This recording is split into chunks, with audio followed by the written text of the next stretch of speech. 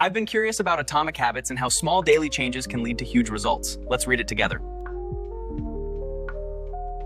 Have you ever felt stuck? Like no matter how hard you try, you just can't seem to build the life you want.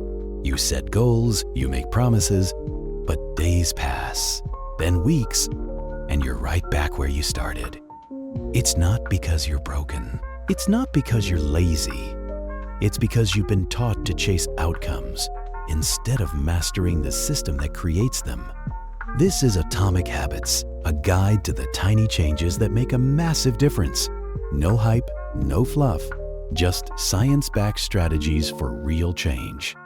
In this audiobook, you'll discover why habits matter more than motivation, how to break bad patterns without willpower, and how to reprogram your life, one small habit at a time. Because success doesn't come from one big move. It comes from the small decisions you repeat every day.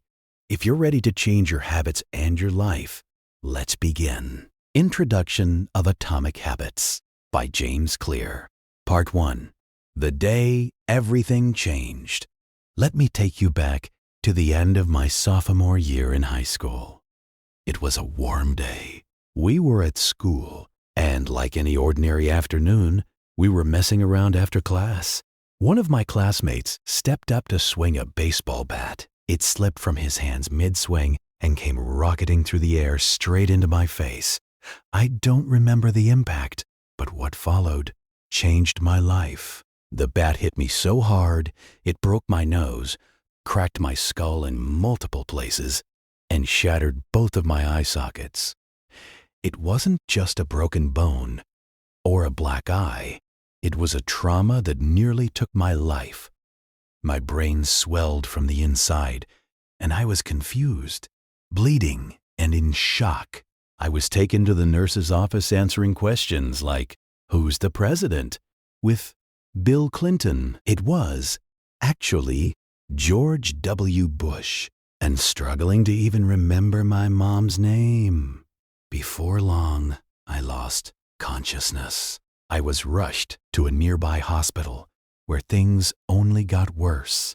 My body started to shut down. I couldn't breathe on my own. I had seizures. Eventually, they had to place me in a medically induced coma and fly me to a better-equipped hospital in Cincinnati. While I was unconscious, hooked up to machines, and fighting for life, my parents stood by. It was one of the darkest nights of their lives. Years earlier, they had stood in the same hospital when my little sister was diagnosed with leukemia.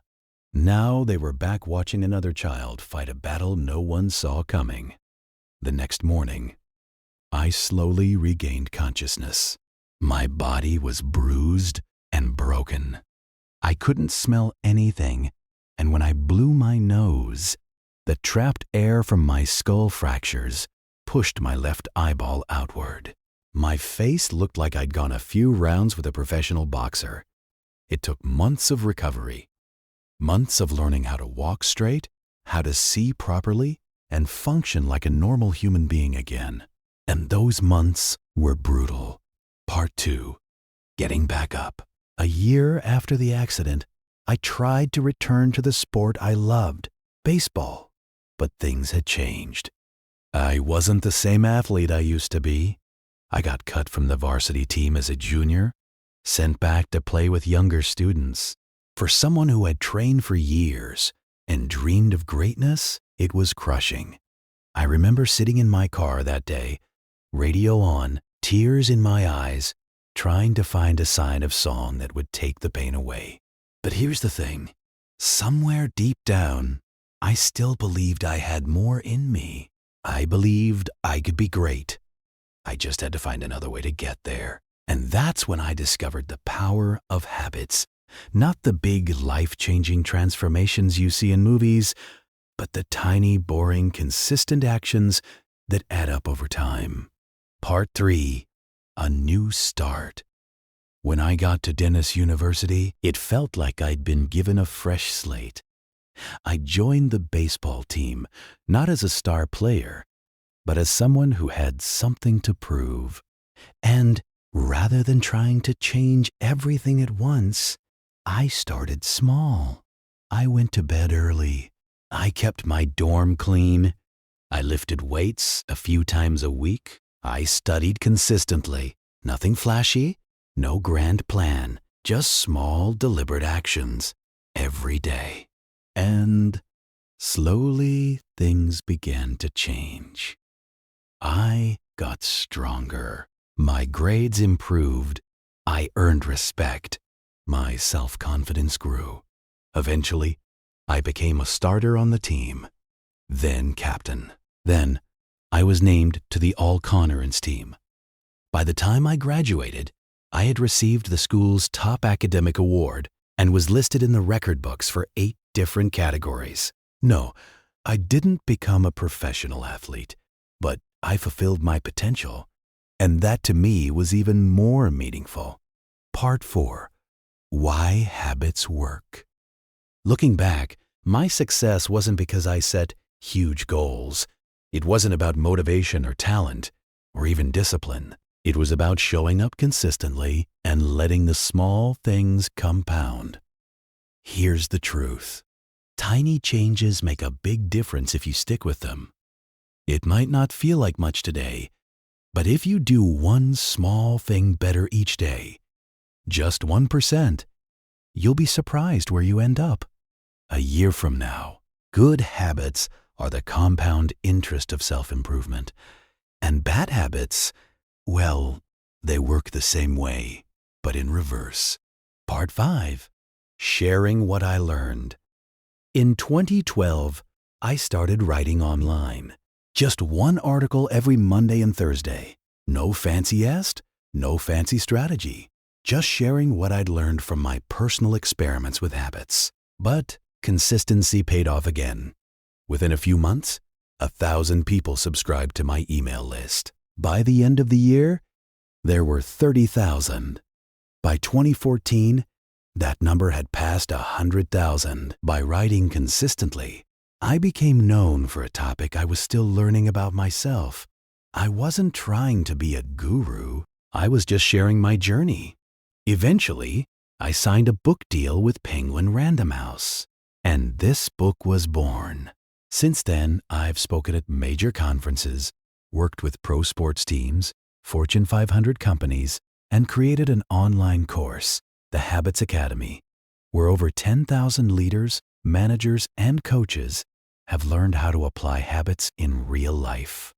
And it all started with small habits. Part 6. What you'll learn in this book. This book isn't filled with fluff or hype. You won't find any one weird trick that will change your life overnight. What you will find is a simple, science-backed approach to building better habits. You'll learn a 4-step model that explains exactly how habits work. Cue: the trigger that kicks off the habit. Craving: the desire or motivation. Response: the behavior itself. Reward: the benefit that reinforces the habit. You'll also learn the 4 laws of behavior change, practical strategies that will help you build good habits and break bad ones. These ideas come from biology, neuroscience, psychology, and philosophy. But don't worry, we'll keep it plain and practical. No jargon, just what works. More importantly, you'll learn how to take action, because information isn't enough. You have to apply it. Part 7. This is for you. Whether you want to get in shape, start a business, improve your relationships, be more productive, or just stop procrastinating, habits are at the core of all lasting change. You don't need to be perfect. You don't need to be an expert. You just need to be consistent. This book will show you how to design habits that actually stick.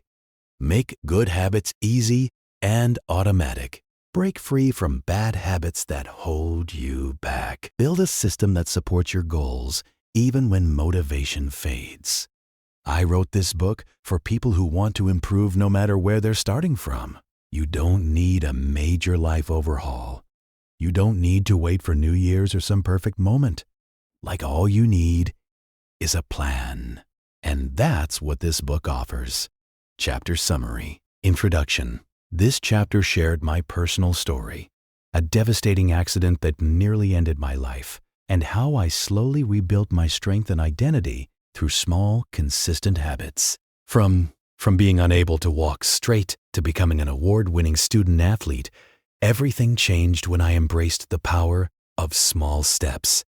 What began as a way to survive and heal became a lifelong philosophy. Habits shape your future. They are the invisible force behind your success or failure. You don't need to make massive changes to see massive results. You just need to start small and stick with it. In this book, you'll learn how habits work, why they matter, and how to use them to design a better life. The truth is simple. If you want better results, focus on better habits. And the journey to those habits starts right here. Let's begin. Chapter 1. The Power of Tiny Habits. From ordinary to extraordinary. One step at a time. The British cycling miracle. Let's start with the story. Back in 2003, British cycling was, to put it lightly, a mess. They had a century-long streak of being pretty average. Almost no Olympic success, 0 wins in the Tour de France, and a reputation so poor that major bike manufacturers didn't even want their bikes associated with the team. But everything changed when a man named Dave Brailsford stepped in as the new performance director. His approach, nothing flashy, nothing dramatic, just one simple philosophy: get 1% better in everything. He called it the aggregation of marginal gains.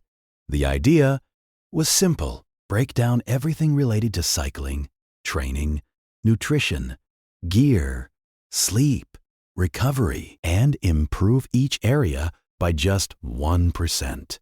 So, they started doing things that seemed almost laughably minor, changing the bike seats to make them a bit more comfortable, using heated shorts to keep muscles warm during training, testing different massage gels for faster recovery, teaching riders how to wash their hands properly to avoid getting sick, even painting the inside of the team truck white to spot dust particles that might affect bike performance.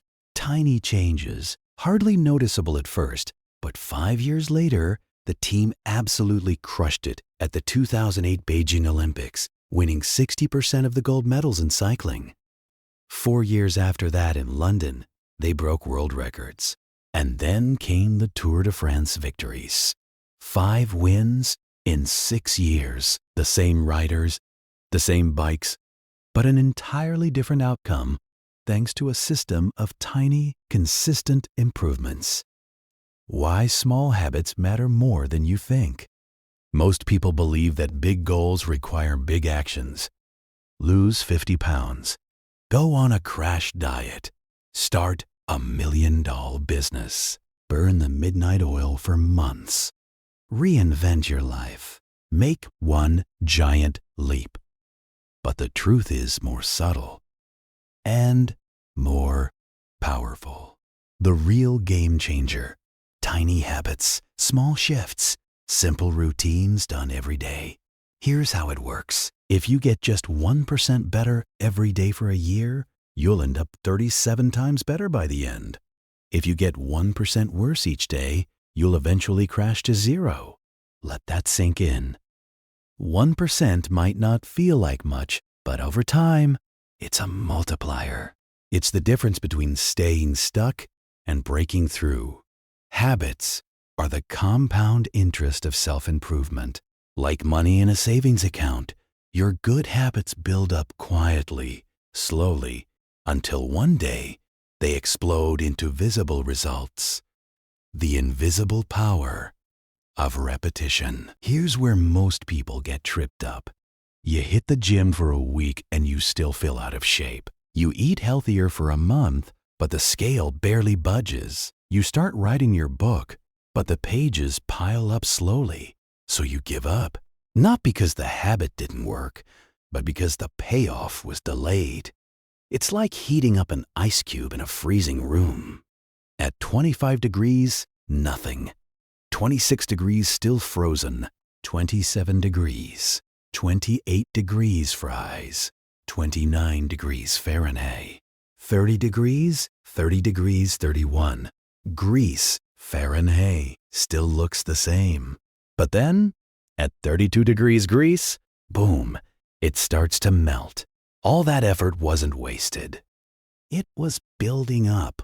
The moment of transformation feels sudden, but the process is gradual. This is the plateau of latent potential, the valley where most people quit.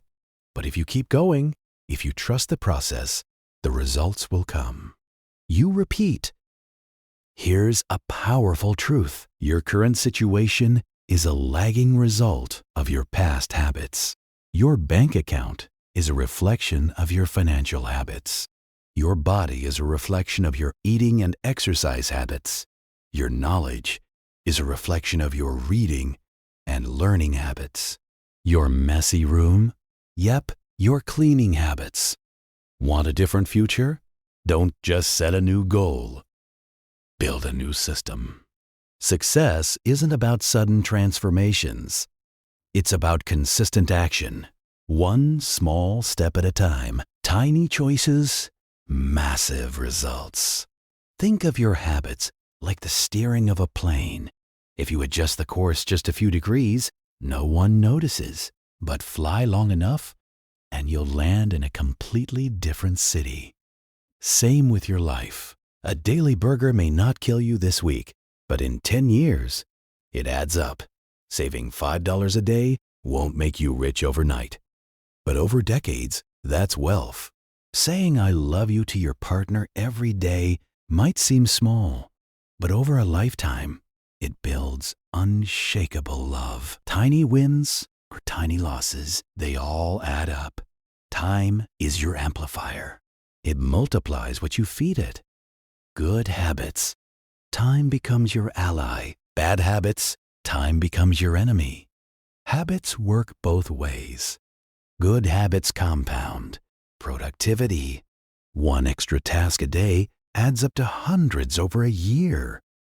Knowledge. One book opens the door to new ideas, better thinking, new solutions, relationships, a little more kindness, a little more gratitude, and people begin to respond in kind. But bad habits compound too. Stress, tiny frustrations, traffic, bills, arguments build up. Negative thoughts, think I'm not good enough, often enough. And soon, you'll believe it. Outrage, daily irritations eventually become explosive moments. That's why it's so important to become intentional about your habits. Not just big ones. All of them. Even the small ones that feel like they don't matter, because they do. Systems versus goals. Most people are taught to set goals. I want to lose 20 pounds. I want to write a book. I want to get promoted. Goals give you direction, but they don't guarantee progress. What actually drives change is your system. The way you eat, exercise, write, work, and live every day. Here's the truth. You don't rise to the level of your goals. You fall to the level of your systems. Focus on building a better system, and the results will follow. What's the difference? A goal is about the outcome you want. A system is about the process that leads to it. Example, want to run a marathon? That's a goal. Training every morning, following a routine, eating right, that's a system. Even if you never say, I want to be a marathoner, your system will still lead you there. Let's take another example. Cleaning your room, you can set a goal to clean it once. Boom, it's clean. But if you don't change your messy habits, it'll be a disaster again next week. A clean room isn't a goal problem, it's a system problem. The problem with goals. Let's break down why focusing only on goals can actually hold you back. 1. Winners and losers often have the same goals. Everyone wants to win, right? It's not the goal that separates people. It's the system they follow. 2. Achieving a goal is temporary. You get fit. Great. But what if you stop working out? You slide back. Systems are what maintain your success. 3 goals can steal your happiness. If you think, I'll be happy when I hit the goal, then you're postponing joy. But when you enjoy the system, working out, learning, creating, you can be happy now. 4. Goals create yo-yo motivation. Ever hit a goal, then fall off the wagon? That's the problem. If your motivation dies with the goal, you won't keep the progress. Systems keep you going long after the goal is reached. Atomic habits equals big change from small actions. What makes a habit atomic? Small. Easy to do, easy to repeat. Mighty.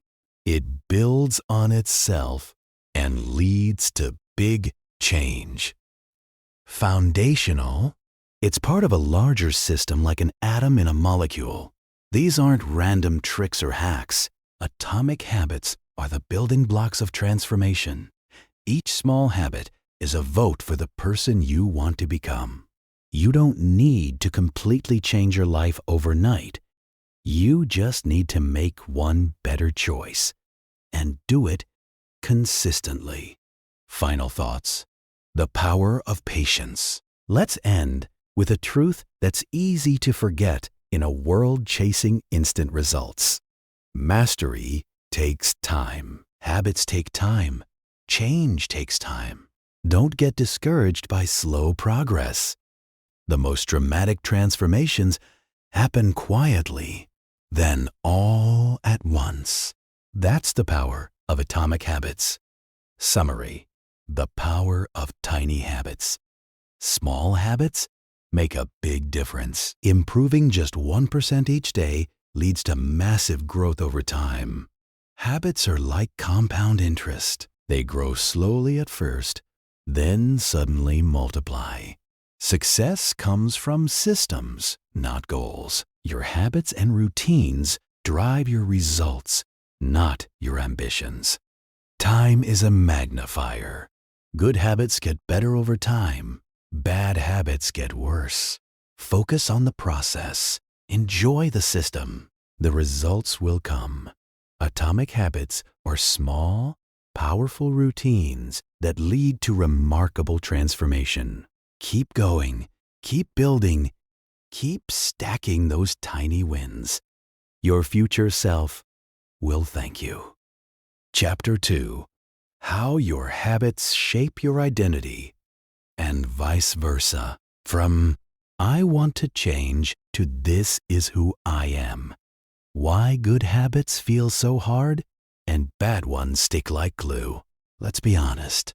How many times have you promised yourself, this time I'm going to stick to it? Whether it's eating healthy, exercising, meditating, or waking up early, most of us start strong, full of motivation and good intentions. But somewhere between day 3 and day 10, things get messy. That early excitement fades, life gets in the way, and before you know it, you're back to your usual routine. But why is that? Why is it so easy to slip into habits like scrolling endlessly on your phone, binge-watching shows, or skipping workouts, and so hard to stick with the habits we know are good for us? Here's the truth. We often try to change the wrong thing, and we try to change in the wrong way. This chapter is all about fixing that, starting with the first and biggest mistake we make, focusing on what we want to achieve instead of who we want to become. The 3 layers of behavior change. Imagine peeling an onion. At the outermost layer, you have outcomes, the results you want. Go one layer deeper and you'll find processes, the actions and systems you follow to get those results. At the very core is identity, your beliefs about who you are. Let's break this down. Outcome level, I want to lose 20 pounds. Process level, I'm going to work out and eat more vegetables. Identity level, I'm a healthy person. Most people stay stuck at the outcome level. They focus on goals, like run a marathon or write a book. Nothing wrong with that, but outcomes are just the surface.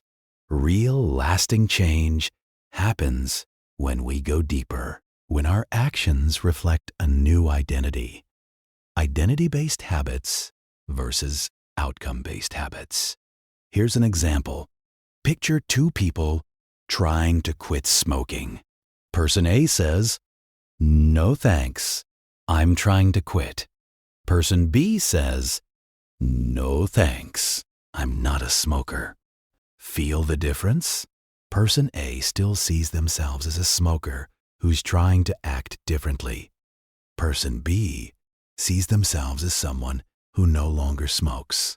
That tiny shift in language, it reflects a much deeper shift in mindset. This is the power of identity-based habits. They're not about forcing yourself to do something. They're about becoming someone new. Why identity comes first. Most people say things like, "I want to get fit, so I'll follow this workout plan. I want to be organized, so I'll buy a planner. I want to stop procrastinating, so I'll set strict deadlines." These are all process-based approaches. And again, they're not wrong. But if your internal beliefs don't match your external goals, you'll always feel friction. You might want to wake up early, but if you still believe, "I'm not a morning person," you'll sabotage yourself. You might plan to eat healthier, but if deep down you believe, "I have no self-control," you'll fall off the wagon as soon as stress hits.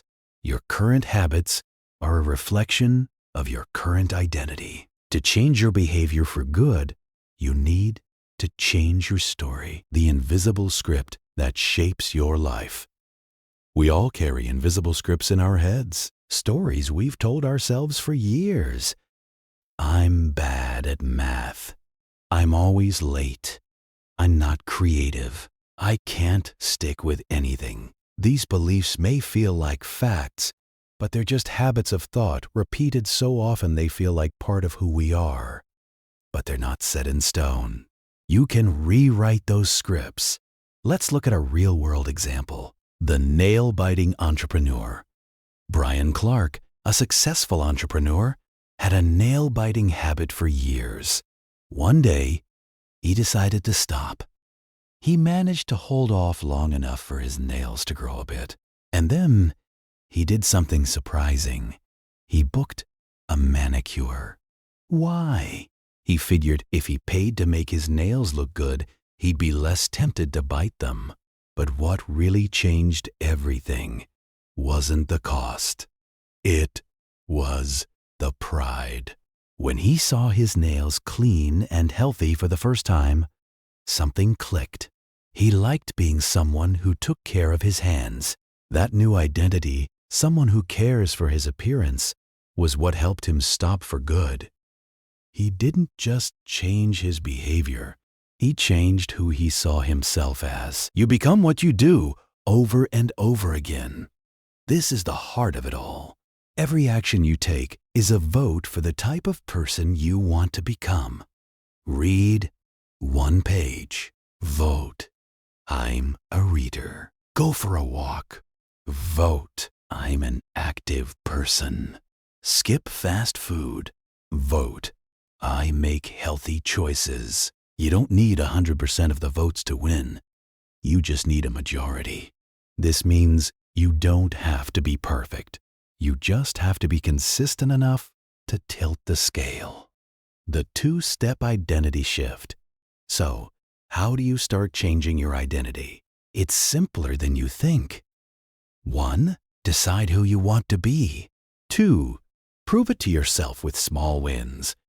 Let's say you want to be a more confident public speaker. Don't start by saying, I need to give a TED Talk. Start by saying, I'm someone who prepares and speaks up in meetings. Then, show up with notes. Speak up once. That's your first vote. Over time, those votes add up. And soon, you don't need to convince yourself. You are a confident speaker. This approach works for anything. Want to be a better parent? Spend 5 minutes fully present with your kid. No phone. Want to be financially responsible? Track your spending today. Want to be a writer? Write 1 paragraph today. How I became a writer, 1 habit at a time. Here's something personal from the author, James Clear. He never thought of himself as a writer. In fact, his teachers would probably have said he was average at best. But when he started his blog, he committed to publishing 2 articles every week. 1 on Monday, 1 on Thursday. He didn't wait until he felt like a writer. He wrote anyway, week after week, post after post. Those votes added up. Slowly, his identity shifted. Now, writing isn't just what he does, it's who he is. That's the power of small, repeated actions. Beware the other side of identity. Here's the flip side. Just like good habits can reinforce a positive identity, bad habits can trap you in a negative one. Every time you avoid a hard conversation, you vote for being someone who stays silent. Every time you scroll, instead of sleeping, you vote for being someone who neglects rest. And often the biggest problem isn't the habit. It's the identity behind it. You might think, I'm just lazy. I've never been good with money. That's just not who I am. But those beliefs aren't truths. They're habits of thought, and they can be changed, 1 vote at a time. Let go of old versions of yourself. Growth means letting go of parts of your identity that no longer serve you. If you've always seen yourself as the quiet one, you may avoid speaking up even when you want to. If you've believed, I'm bad with change, you may resist opportunities that could help you grow. We do this to protect our self-image, but sometimes that protection becomes a prison. To change, you must be willing to rewrite your story. How identity shapes behavior and vice versa. So here's the big idea. Habits and identity work in a loop. Your habits shape your identity, and your identity reinforces your habits. They're constantly feeding each other. This is why even tiny changes can lead to massive shifts, because they affect how you see yourself. Once you believe you're the kind of person who sticks to a routine, it becomes easier to keep showing up. And that's how real transformation begins. Not with a big goal, but with small votes that change the way you see yourself. Chapter summary.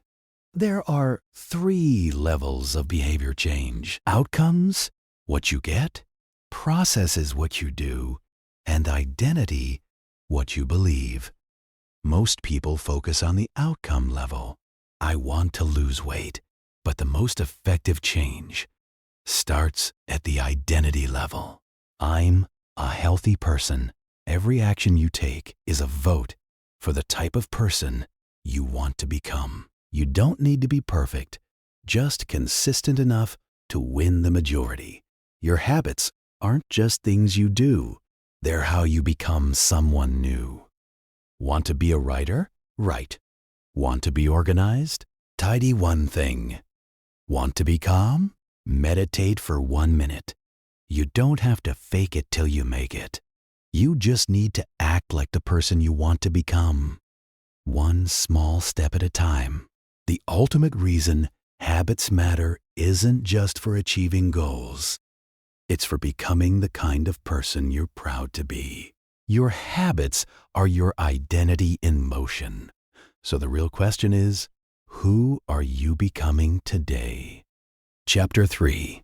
How to build better habits in 4 simple steps. Let's rewind to the year 1898. A psychologist named Edward Thorndike was conducting experiments that would eventually change how we understand human behavior. Even now, over a century later, Thorndike's idea was simple but profound. Could animals learn through experience? He placed hungry cats inside wooden boxes he called puzzle boxes. These boxes weren't complicated, just little cages with levers or buttons the cats could push to open a door.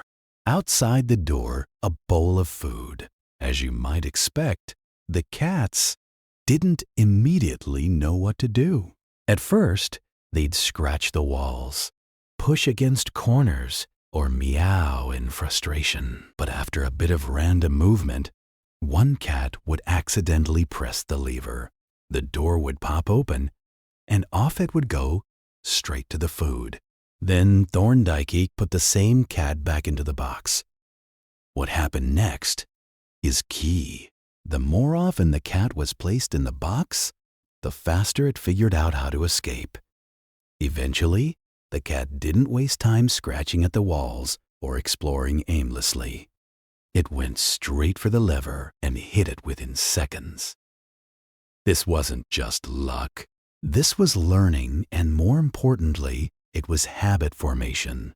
Why your brain builds habits. So what exactly is a habit? In plain terms, a habit is something you've done so many times that it becomes automatic. You no longer think about it, you just do it. And the way you build a habit is the same as that cat in the box through trial and error. Let's say you've had a long, stressful day at work. You get home and try a few different things to unwind. One day you go for a walk, another day you watch Netflix. Then, one day, you pour yourself a glass of wine, sit on the couch, and boom, you feel relief. Guess what happens the next time you feel stressed? Your brain remembers that glass of wine helped last time. And just like that, a habit starts to take shape. You don't build habits because you're lazy or weak-willed. You build them because your brain is efficient. It's constantly looking for ways to solve problems with the least amount of effort. That's how habits save energy. When a habit is formed, your brain can go on autopilot. You free up mental bandwidth to focus on other things. That's why, once a habit becomes automatic, it's so powerful and so hard to break. But here's the beautiful part. Habits aren't fate. They're built, and anything that's built can be rebuilt. Habits give you freedom, not restrictions. A common misconception is that habits make life boring, that building routines means you're stuck in a robotic loop. But think about this. The people who struggle the most with freedom are usually the ones who lack strong habits. If you don't have solid financial habits, you're constantly stressed about money. If you don't have good health habits, you're always battling low energy or illness. If you don't have productivity habits, your days slip away in a fog of distraction. In reality, habits create freedom. They give you a strong foundation so you can focus on what really matters. When your habits take care of the basics, your mind is free to explore new ideas, take risks, and grow. You don't rise to the level of your goals. You fall to the level of your systems. And habits are the invisible architecture of those systems. The 4-part formula behind every habit you have, good or bad, follows the same basic process. It doesn't matter if it's brushing your teeth or scrolling through Instagram. Here's the simple 4-step loop. 1. Cue. 2. Craving. 3. Response. 4. Reward. Let's break each one down. Let 1. Cue. The trigger. A cue is a piece of information that tells your brain it's time to act. It could be something you see, hear, smell, or feel. You Walk into your kitchen and see cookies on the counter. That's a cue. Your phone buzzes with a notification. That's a cue. You feel anxious before a big meeting. That's a cue too. Cues are everywhere, constantly telling your brain to start a behavior. 2. Craving, the desire. A cue only matters if it sparks a craving. You're not motivated by the cue itself. You're motivated by what it promises. You don't crave the act of smoking. You crave the feeling of relief. You don't crave coffee. You crave the energy boost. You don't crave social media. You crave connection or distraction. Cravings are the emotional drivers behind habits. Our 3 response: the action. This is the actual habit, the thing you do. But whether or not you act depends on 2 things. How motivated you are, how easy it is to do. If something feels too hard or inconvenient, you'll skip it. That's why small changes work best. When a habit is easy, you're more likely to stick with it. 4. Reward the payoff. This is the moment your brain says, "Yes, that felt good. Let's remember this for next time." Rewards serve 2 purposes. 1, they satisfy your craving. 2, they teach your brain what to repeat. Without a reward, a habit won't stick.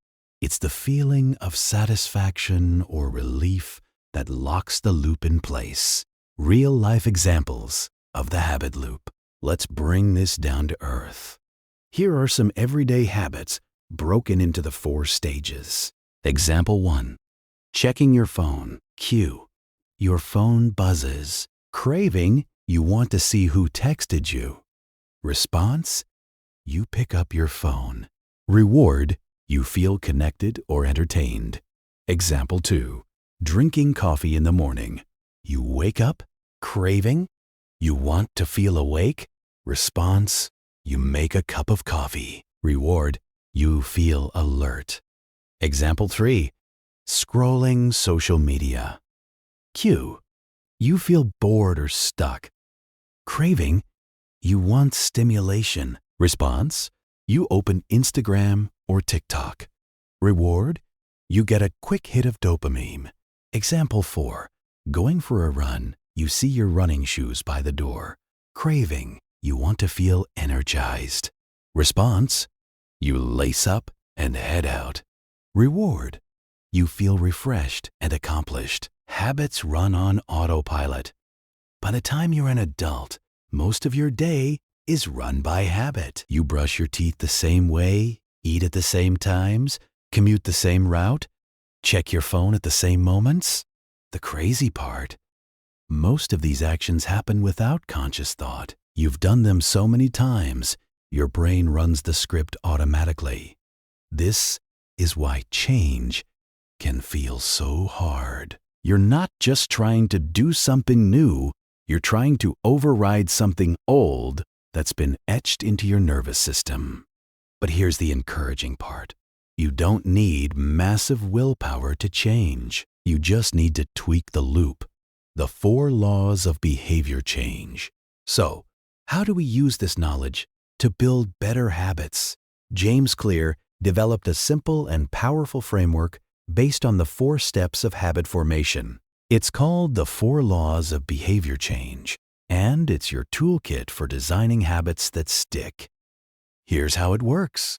How to create a good habit. 1. Make it obvious. 2. Make it attractive. Craving. 3. Make it easy. Response. 4. Make it satisfying. Reward. Let's say you want to build a habit of reading before bed. Place your book on your pillow. Obvious.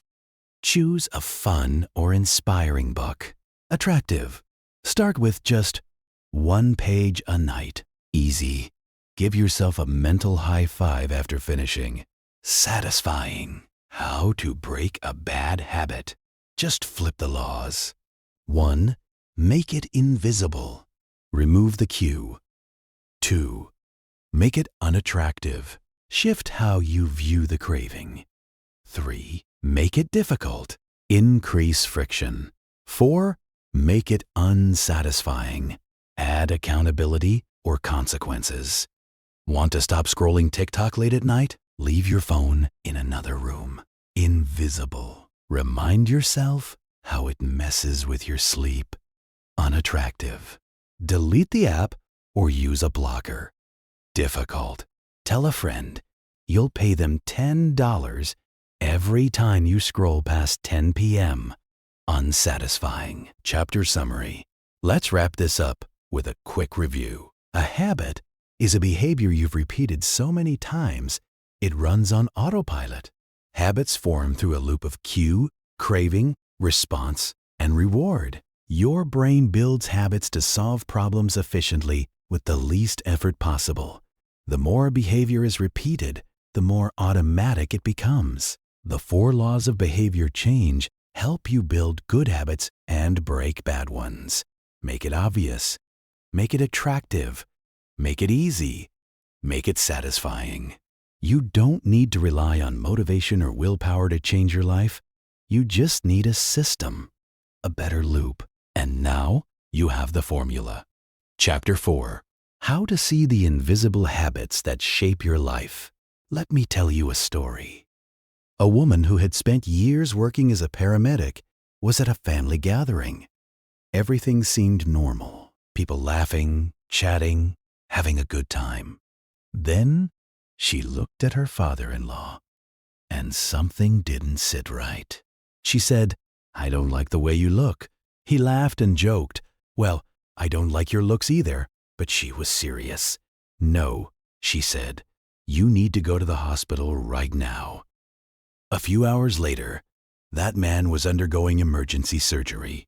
Doctors discovered a major artery was blocked. He was at immediate risk of a heart attack. If she hadn't spoken up, he might not have survived. So, what happened? How did she know? Years of experience. That's it. She couldn't quite explain what she saw. Maybe something subtle in his face, his coloring, the way he carried himself. But her brain picked up on a pattern it had seen before, and it sounded the alarm. Your brain, the ultimate prediction machine. Here's the thing. Our brains are pattern recognition machines. We are constantly scanning the world, picking up tiny signals, and making predictions even when we're not aware of it. Military analysts can glance at a radar screen and know which blip is an enemy missile and which is a friendly aircraft, even though they look almost exactly the same. Art curators can detect a fake painting, even when they can't pinpoint why. Hairdressers have said they could tell someone was pregnant just by the feel of their hair. How? Practice, experience, repetition. The more often we encounter certain situations, the better our brains get at spotting patterns. These tiny cues become mental shortcuts. We may not be able to explain how we know something, we just do. And that's exactly how habits work. Habits happen before you even think. Most habits begin before you even realize it. Your body and mind are running on autopilot far more than you'd think. Your heart beats, your lungs breathe, your stomach digests, all without you consciously telling them to. Same with hunger. You don't always need to see food to feel hungry. Sometimes the craving just appears. Why? Hormones, body rhythms, stress, even your surroundings can signal your brain that it's time to eat, even if you're not aware of the trigger. This is one of the most important ideas in this entire book. You don't need to be aware of the cue for a habit to begin. That's what makes habits powerful and potentially dangerous. They can work for you or quietly work against you. Why awareness is everything. Let's look at a few examples of how habits can quietly control your behavior. A retail worker was told to cut up used gift cards. One day, without thinking, she grabbed a customer's real credit card, swiped it, and cut it in half. Total autopilot. A former preschool teacher took a job in a corporate office, but out of habit, she kept asking coworkers if they'd wash their hands after using the bathroom. A lifeguard moved on from the pool to a completely different job, but anytime he saw kids running, he'd instinctively shout, "Walk." These aren't people making conscious choices. These are deeply wired behaviors playing out automatically. That's how habits operate. They get triggered by cues around us, many of which we don't even see anymore. You walk into your kitchen and see a cookie jar. Without thinking, your hand's in it. The phone buzzes and you pick it up without a second thought. These patterns are so deeply ingrained that they feel invisible. That's why the first step in changing any habit is awareness. You can't change what you don't. Strange trick. Pointing and calling. Here's a cool trick that Japanese train operators use. As trains approach signals, the operators physically point at them and say things like, "Signal is green." "Ah." They point at the speedometer and call out the speed. They even point down the platform and shout, "All clear." It sounds weird, but it's incredibly effective. This method, called pointing and calling, reduces mistakes by up to 85% and accidents by 30%. Why?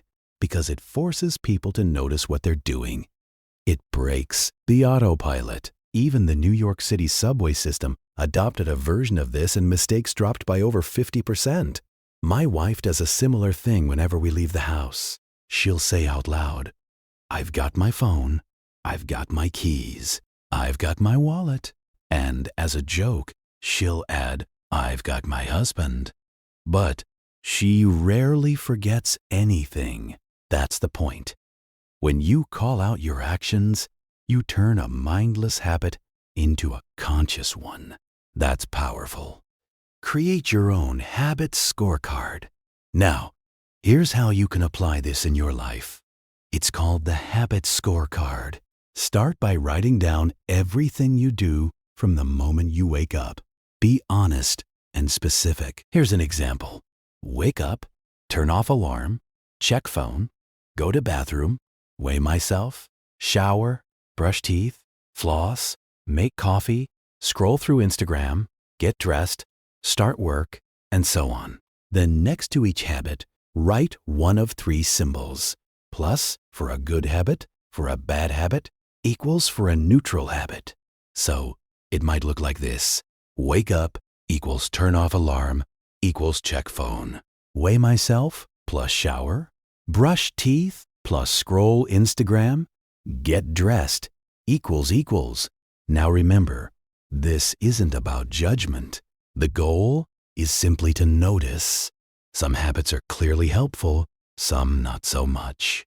Others might be neutral, and some habits could be good or bad depending on your goals. Drinking a protein shake might be great for someone trying to build muscle, but not so great for someone trying to cut calories. And here's a powerful question to help you sort them. Does this behavior help me become the kind of person I want to be? If it does, it's probably a good habit. If it doesn't, it might be time to change it. Every habit casts a vote. Here's a way to think about it. Every habit you perform is like casting a vote for the type of person you want to become. Go for a walk. You're casting a vote for being someone who values health. Read a book. That's a vote for becoming someone who's always learning. Skip your workout. That might be a vote for staying the same. The good news, you don't need a unanimous vote. You just need a majority.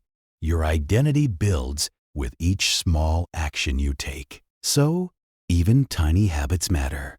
Speak your habits out loud. Want to take it even further?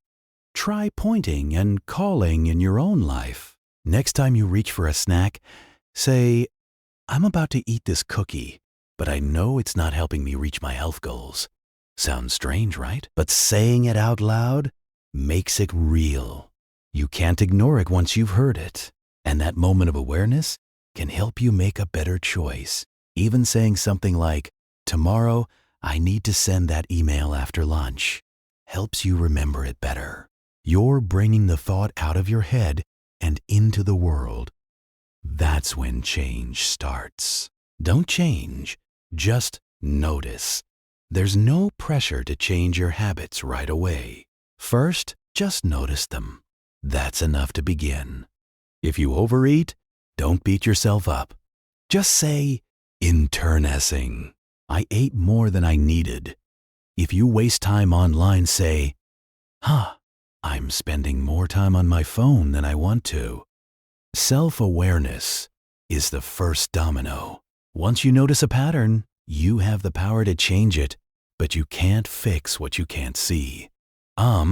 Chapter summary. Our brains are constantly scanning for patterns, often without us realizing it. Habits begin automatically, sometimes before we even know what triggered them. You don't need to consciously notice a cue for a habit to activate. That's why awareness is the first step in changing behavior. Systems like pointing and calling help break us out of autopilot and boost awareness. Creating a habit scorecard helps you see your patterns clearly without judgment. Label each habit as positive, negative, or neutral based on whether it aligns with the person you want to become. Speaking your habits out loud adds weight and intention to your actions. The first move isn't change, it's observation. Once you see your habits clearly, real transformation begins. Let's wrap this up with one simple truth. You can't change what you don't notice. But once you notice, you have power. That's the gift of awareness. Chapter 5. The best way to start a new habit. We all want to build better habits, whether that's working out more, eating healthier, reading regularly, or just being more productive. But most of us get stuck at the very first step, getting started. Why? Because we usually say things like, "I'll exercise more," or "I'll start writing," or "I need to eat better." But we never decide when or where these things will happen. That's like saying, "I'm going on a road trip," without picking a destination or packing a bag. Let's fix that. In this chapter, we're going to talk about the most effective way to start a new habit and stick with it. We'll explore two powerful techniques: implementation intentions and habit stacking. These simple science-backed strategies can completely change the way you build habits. No willpower required. The power of clarity. Why specific plans went. Back in 2001, researchers in Britain ran a study with 248 people to help them build an exercise habit over 2 weeks. They divided them into 3 groups. Group 1, the control group, they just tracked how often they exercised. Group 2, the motivation group. These folks also tracked their workouts but read about the benefits of exercise, like how it improves heart health and prevents disease. Group 3, the planning group. They got the same motivation material as Group 2, but they also had to fill out one sentence. During the next week, I will exercise for at least 20 minutes on day at time and place. Here's what happened. Only about 35 to 38% of people in Groups 1 and 2 exercised at least once that week. In Group 3, 91% followed through. That's right. Writing down a clear plan more than doubled the success rate. Why did it work so well? Because of something called an implementation intention. That's just a fancy way of saying you make a specific plan for when and where you'll do the thing you want to do. It's one of the most effective tools in the habit-building toolbox. How to use implementation intentions. The formula is simple. I will behavior at time in location. Let's break it down with real-life examples. Fitness. I will go for a 30-minute walk at 6 p.m. in my neighborhood. Meditation. I will meditate for 1 minute at 7 a.m. in my living room. Studying. I will study Spanish at 8 p.m. in my bedroom. Family. I will call my mom at 4 p.m. every Sunday on the porch. This strategy works because it removes the guesswork. You're not relying on memory or motivation. You've made the decision before the moment comes. It turns the foggy idea of, I should do this, into a clear, actionable plan. Time and place. Your new best friends. Why do implementation intentions work so well? Because our brains love cues. The two strongest ones, time and location. Think about it. The smell of coffee might remind you it's morning. Your phone buzzing makes you check it instantly. The sight of your couch at night makes you want to relax. So, when you say, at 6 p.m. in the kitchen, I will drink a glass of water, your brain starts to tie those actions to those cues. Eventually, you won't even have to think about it. You'll just feel a gentle pull to do the thing, like muscle memory for your habits. Most people don't lack motivation. They lack clarity. Here's a truth that might surprise you. You probably don't need more motivation. You need more clarity. We waste so much time waiting for inspiration, hoping we'll feel ready to act. But successful people don't rely on motivation. They rely on systems, clear, simple systems that make action automatic.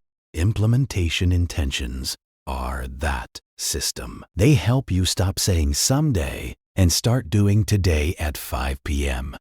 It's not magic. It's just making things obvious. How to write your first implementation intention. Let's make this real. Pick one habit you want to start. Just one. Then fill in the blanks. I will new habit at time in location. For example, I will write for 10 minutes at 8 a.m. at my desk. I will floss my teeth at 900 p.m. in the bathroom. I will do 10 push-ups at 5:30 p.m. in my bedroom. This is the habit version of setting an appointment with yourself. You don't miss your dentist appointment, do you? Treat your habits the same way. The fresh start effect. Use it to your advantage. There's a little psychological trick that can give you an edge. We're more likely to start new habits at the beginning of something, the first day of the week, the first day of the month, the new year, even your birthday. These moments feel like a fresh slate, and they come with built-in motivation.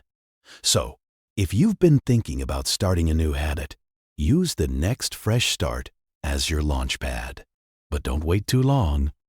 Planning is good, but doing is better. Stop saying yes to everything. Another hidden benefit of implementation intentions, they help you say no. When you know exactly what you're supposed to be doing, it becomes easier to turn down distractions, time wasters, and interruptions. I'm working out at 6 p.m. becomes your boundary. No more squeezing your habits into the cracks of your schedule. You're making space for them on purpose. Introducing habit stacking, a simple way to build momentum. Now, let's take it up a notch. Another brilliant technique you can use is called habit stacking. It was popularized by Stanford professor B.J. Fogg, and it builds on the idea of implementation intentions. Instead of pairing your new habit with a time or location, you pair it with a habit you already do. The formula looks like this. After I current habit, I will new habit. Examples. After I pour my morning coffee, I will read 1 page of a book. After I brush my teeth, I will stretch for 30 seconds. After I get into bed, I will write down one thing I'm grateful for. You're piggybacking your new habit onto something that's already part of your routine. It's like saying, I'm already doing this, so I might as well do that too. The domino effect. Using momentum to your advantage. There's a psychological phenomenon called the ditto effect, named after a French philosopher who bought a fancy robe and then felt compelled to upgrade everything else he owned to match. One new thing led to another, and another, and another.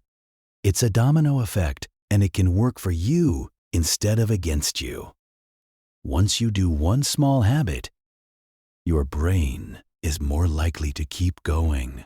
Habit stacking creates this natural chain reaction. Here's how a morning habit stack might look. After I pour my coffee, I'll meditate for 1 minute. After I meditate, I'll write my to-do list. After I write my to-do list, I'll start my first task or an evening version. After I eat dinner, I'll put my plate in the dishwasher.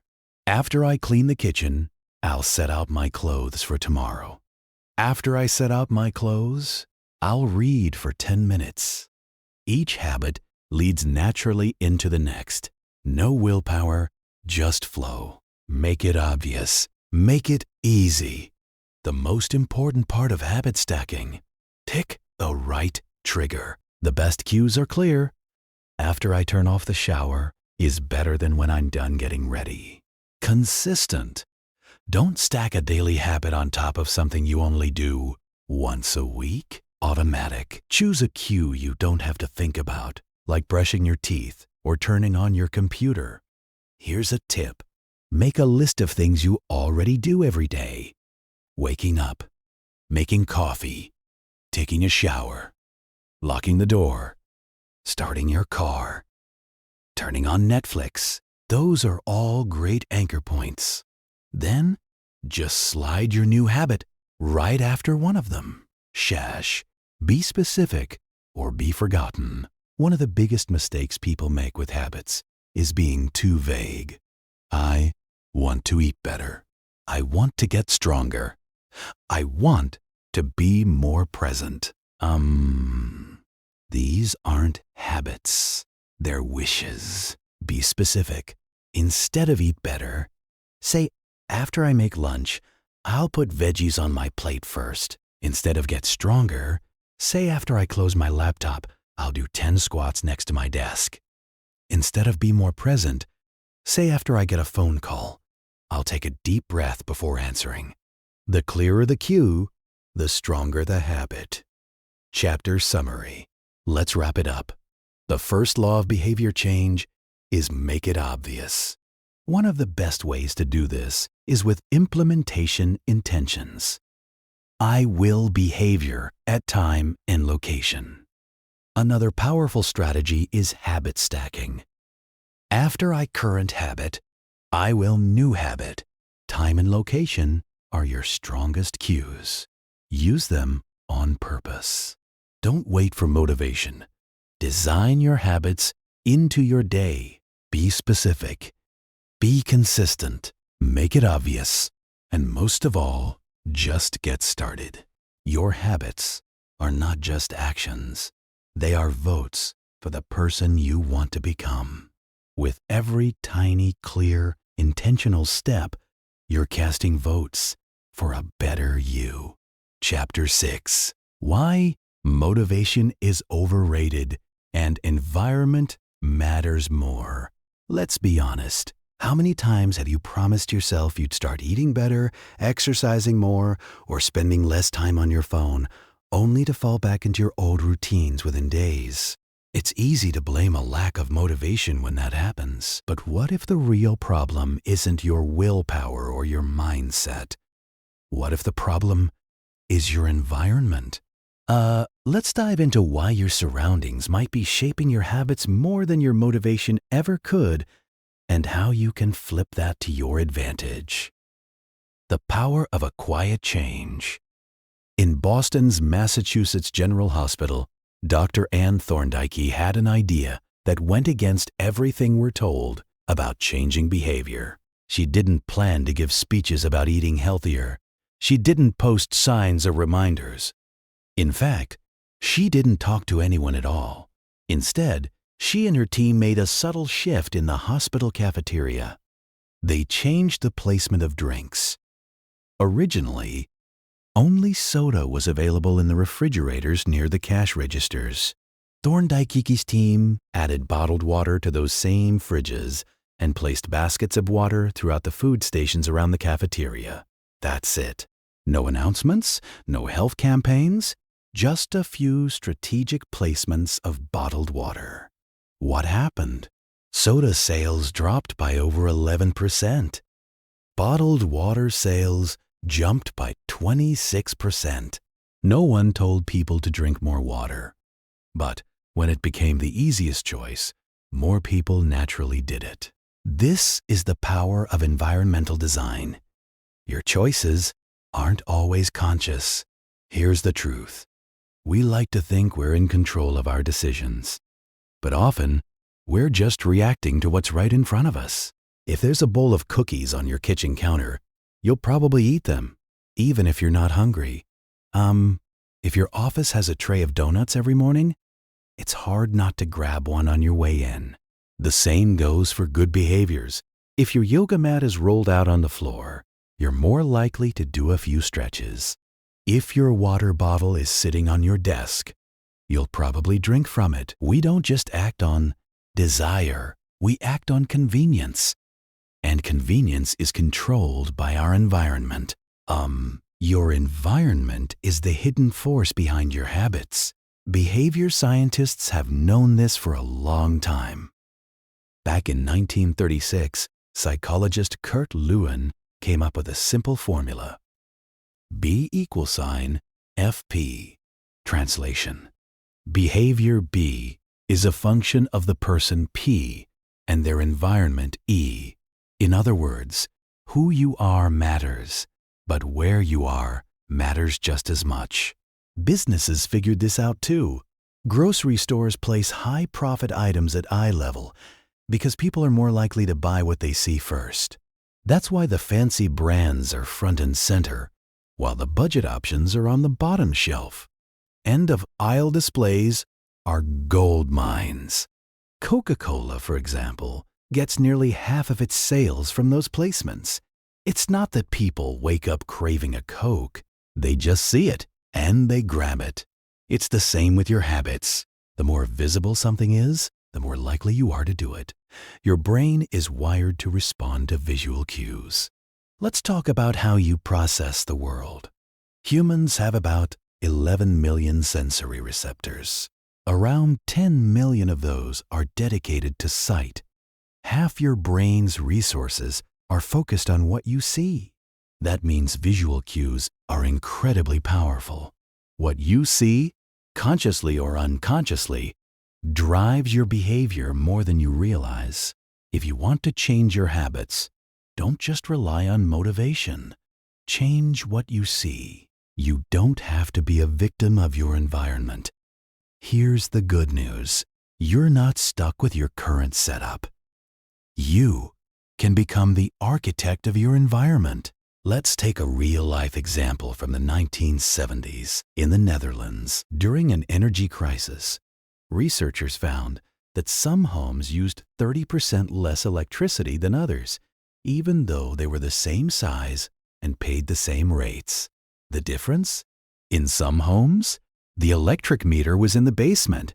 In others, it was placed in the hallway where people walked past it daily. When the meter was visible, people naturally used less electricity. They saw their usage and they adjusted their behavior. Visibility is a powerful motivator. Practical ways to design your environment for success.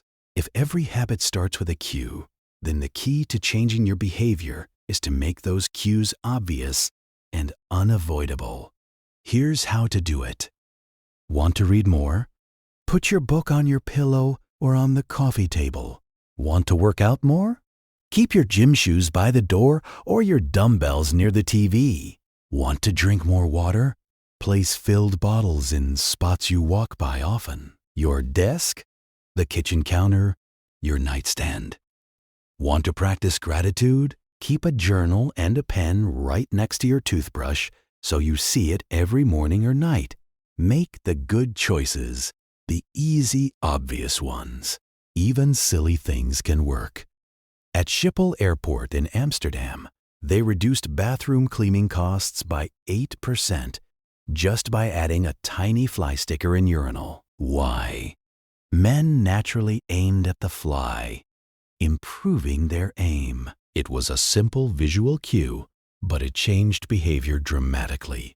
You can do the same in your life. One space, one use. Why? Context matters? Let's talk about how your habits become linked to locations.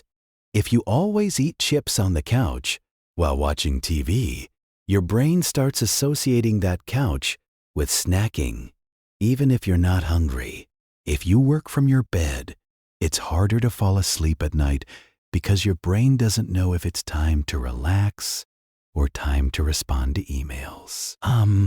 Over time, your habits become tied not just to single triggers, but to entire environments. That's why it's helpful to have a rule. One space, one use. Designate specific areas of your home or workspace for specific actions. A chair for reading, a desk for working, a table for eating, a corner for meditation, a closet for workouts. Even in small spaces, this can work. Got a studio apartment? Try rearranging furniture to create clear zones. You don't need more space. You just need more clarity. And if possible, separate your digital spaces too. Use one device for work, another for entertainment, and another for communication. That way, when you sit down, your brain knows what to expect. Want to start a new habit? Try a new environment. Here's a secret to kickstarting a new habit. Do it in a new place. New environments don't have the same triggers, distractions, or habits attached to them. Want to start journaling? Try writing at a new cafe or a quiet park. Want to brainstorm creative ideas? Go to a large open space like a rooftop or a library. Want to eat healthier? Try a different grocery store where you won't instinctively reach for your usual snacks. Changing your surroundings gives your brain a blank slate. Even changing rooms or rearranging furniture can help break old patterns. Real-life example: one table, too many roles. When James Clear started his business, he worked from his kitchen table. It seemed convenient until he realized he couldn't mentally clock out. Was the kitchen table for work or for eating? Or maybe for reading? The lack of boundaries made it hard to focus or relax. Once he had a separate office space, everything changed. Work stayed in one room, life happened in the others. You don't need an extra room, but you do need clarity. The more you define each space, the easier it is for your habits to take root. Chapter summary: motivation is overrated. Design your environment instead. Your environment shapes your behavior. Chapter 7: the secret to self-control. Most of us think that success comes down to willpower. We imagine that people who eat healthy, exercise consistently, and avoid bad habits are simply stronger than the rest of us. More disciplined, more focused, more self-controlled. But what if that's not the full story? What if the secret to self-control isn't about being stronger, but about being smarter with your environment? This chapter is going to challenge everything you thought you knew about willpower. And by the end, you'll have a powerful practical tool to take control of your habits without needing to push through temptation every single day. Let's start with a real story from the Vietnam War.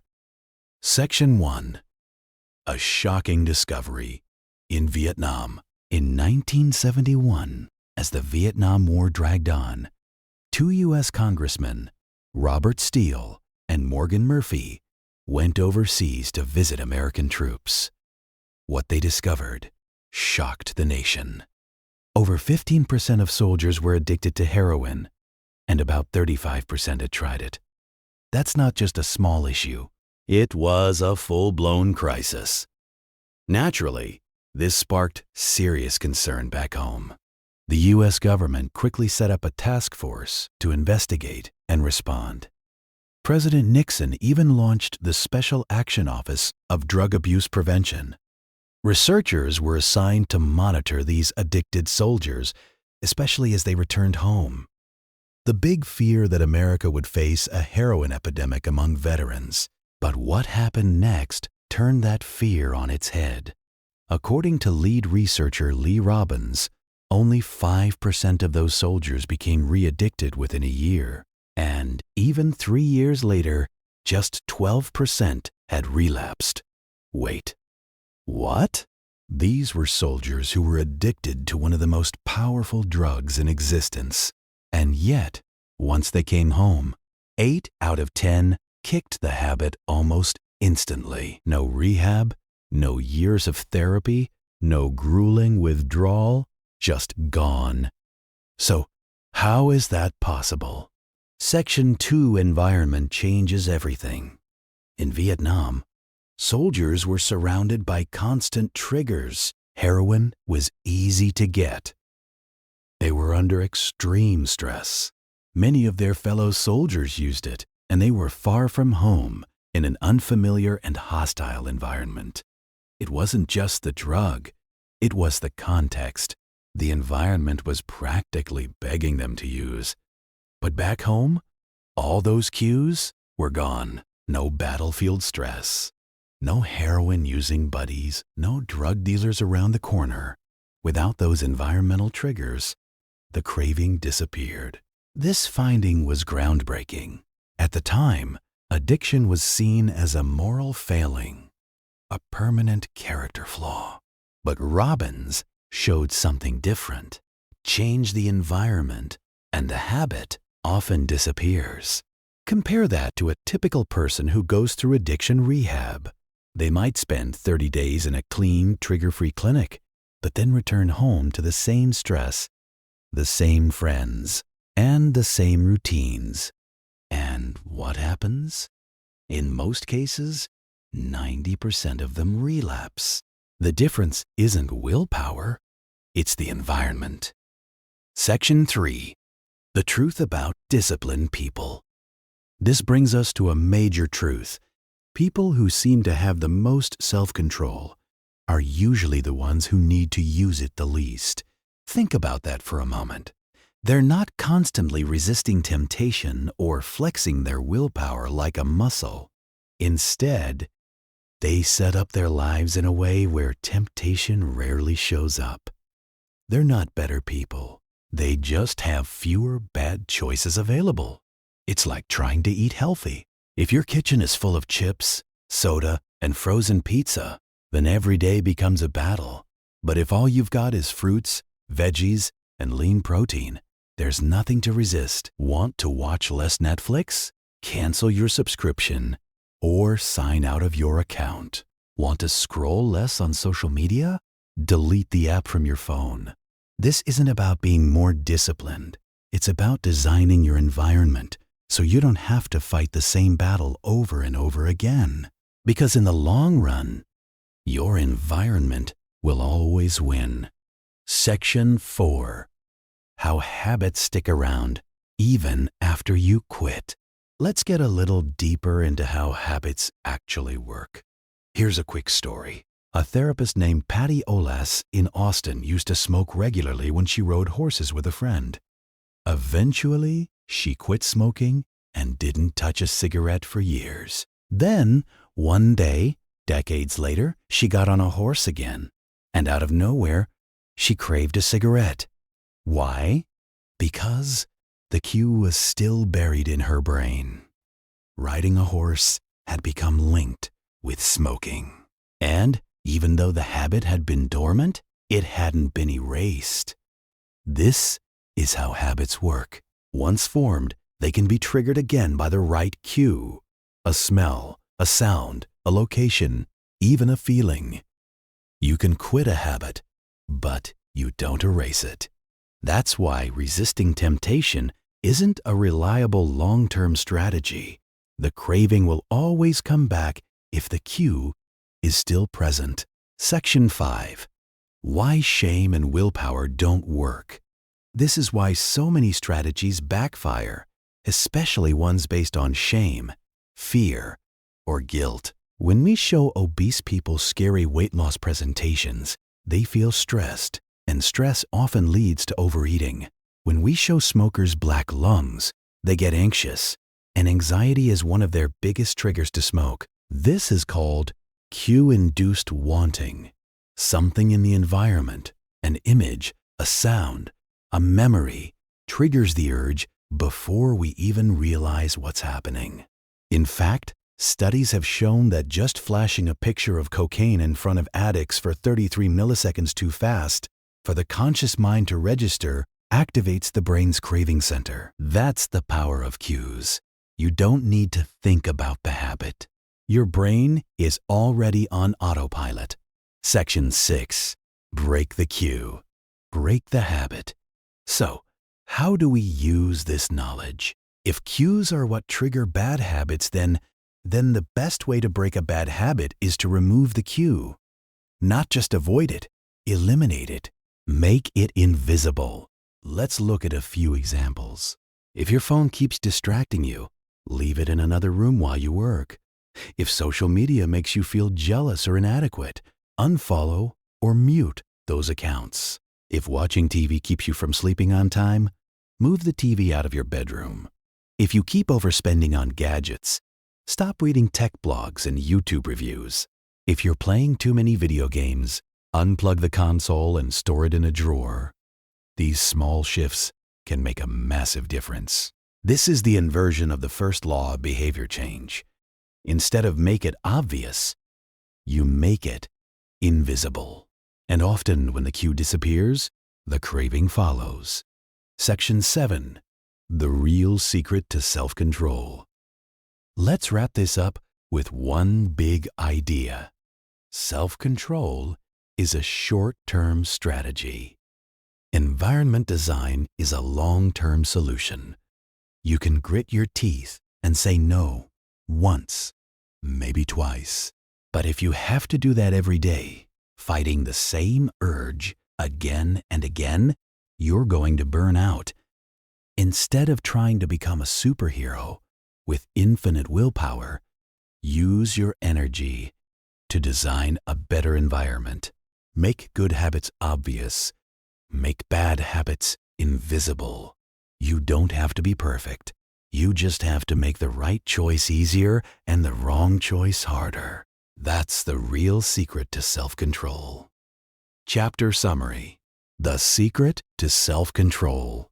In the Vietnam War, many U.S. soldiers were addicted to heroin, but most quit effortlessly when they returned home. Why? The environment changed.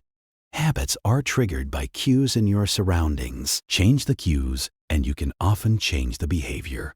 People with strong self-control don't resist temptation all day. They avoid temptation altogether by designing smart environments. Once a habit is formed, it's stored in the brain and can be triggered even years later. That's why relying on willpower alone doesn't work. Instead of trying to force good behavior, remove the cues that lead to bad habits. This is the inversion of the first law of behavior change. Don't make it obvious. Instead, make it invisible. Examples: leave your phone outside the room while working. Unfollow accounts that make you feel jealous. Delete apps. Cancel subscriptions. Unplug distractions. Your willpower is limited. Your environment is powerful. Design it wisely, and you won't need to fight so hard to win. Chapter 8. How to make a habit irresistible. Imagine walking past a bakery and catching the scent of fresh cinnamon rolls wafting through the air. You weren't hungry 2 seconds ago, but now your mouth is watering Your stomach growls, and your feet almost move toward the door without your permission. Why? Because your brain was just hit with a craving, not because of hunger, but because something attractive, something irresistible just triggered a powerful habit loop in your mind. That's what this chapter is all about, how cravings are formed and how we can use that knowledge to build better habits. Let's break it down step by step. Section 1. The Power of Attraction. Back in the 1940s, a Dutch scientist named Miko Tinbergen discovered something fascinating about animal behavior. He was studying baby birds called herring gulls, and he noticed something odd. The chicks would peck at a red dot on their mother's beak when they were hungry. So Tinbergen ran a test. He made fake cardboard beaks, just a stick with a red dot on it, and showed them to the chicks. And guess what? The chicks pecked like crazy, just as if it were their real mom. Even more surprising, the more exaggerated the red dot, the more excited the chicks became.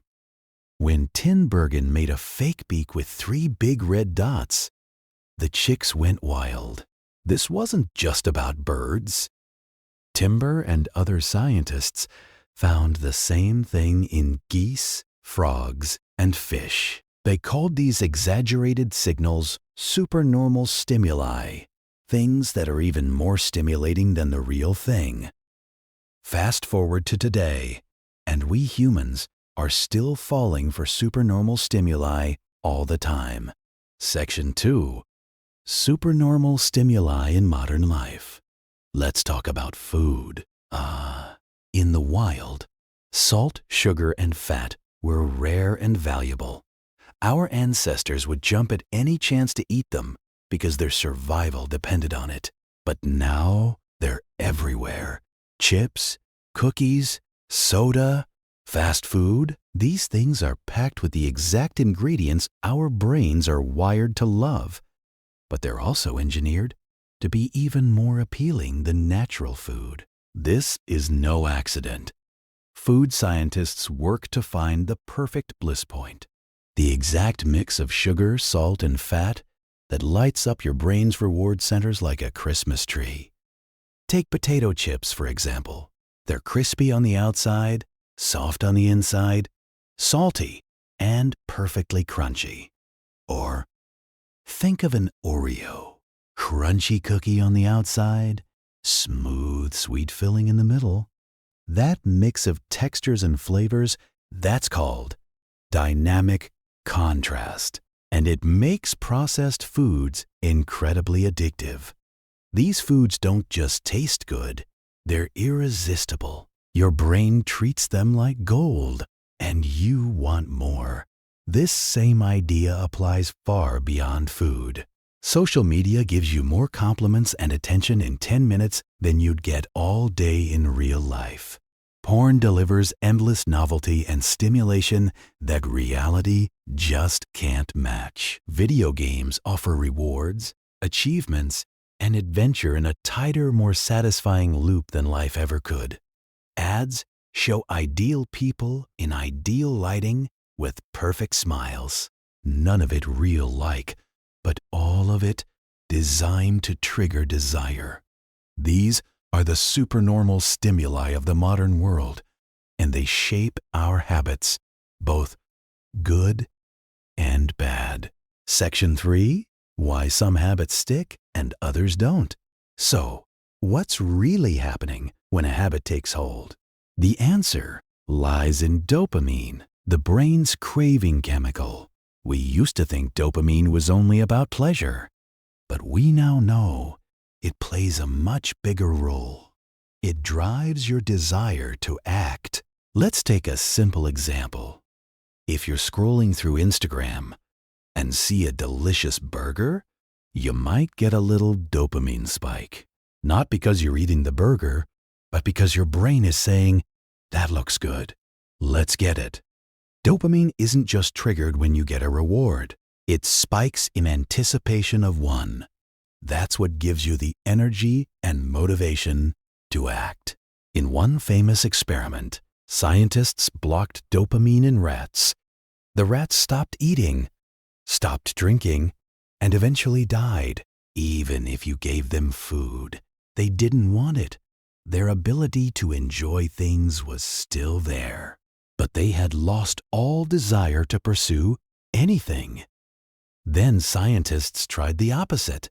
They gave rats a dose of dopamine every time they did a certain action, like poking their nose in a box. Soon, the rats were poking their noses 800 times an hour just to get the dopamine hit. Sound familiar? It should. Slot machine players hit the button 600 times an hour. Social media users refresh their feeds again and again. We're all chasing the next little dopamine hit. Here's the big takeaway. Habits are a dopamine-driven feedback loop. The stronger the anticipation of reward, the more likely the habit will stick. Section 4. Wanting versus liking. Here's something surprising. We want things more than we actually enjoy them. That might sound strange, but think about it. Ever dreamed about a vacation for weeks only to feel slightly let down once you got there? Or looked forward to Christmas as a kid only to feel kind of meh once the presents were opened? This opened. That's because the anticipation of a reward often feels better than the reward itself. This gap between wanting and liking is crucial. The wanting is what drives behavior. The liking is what happens afterward and often fades quickly.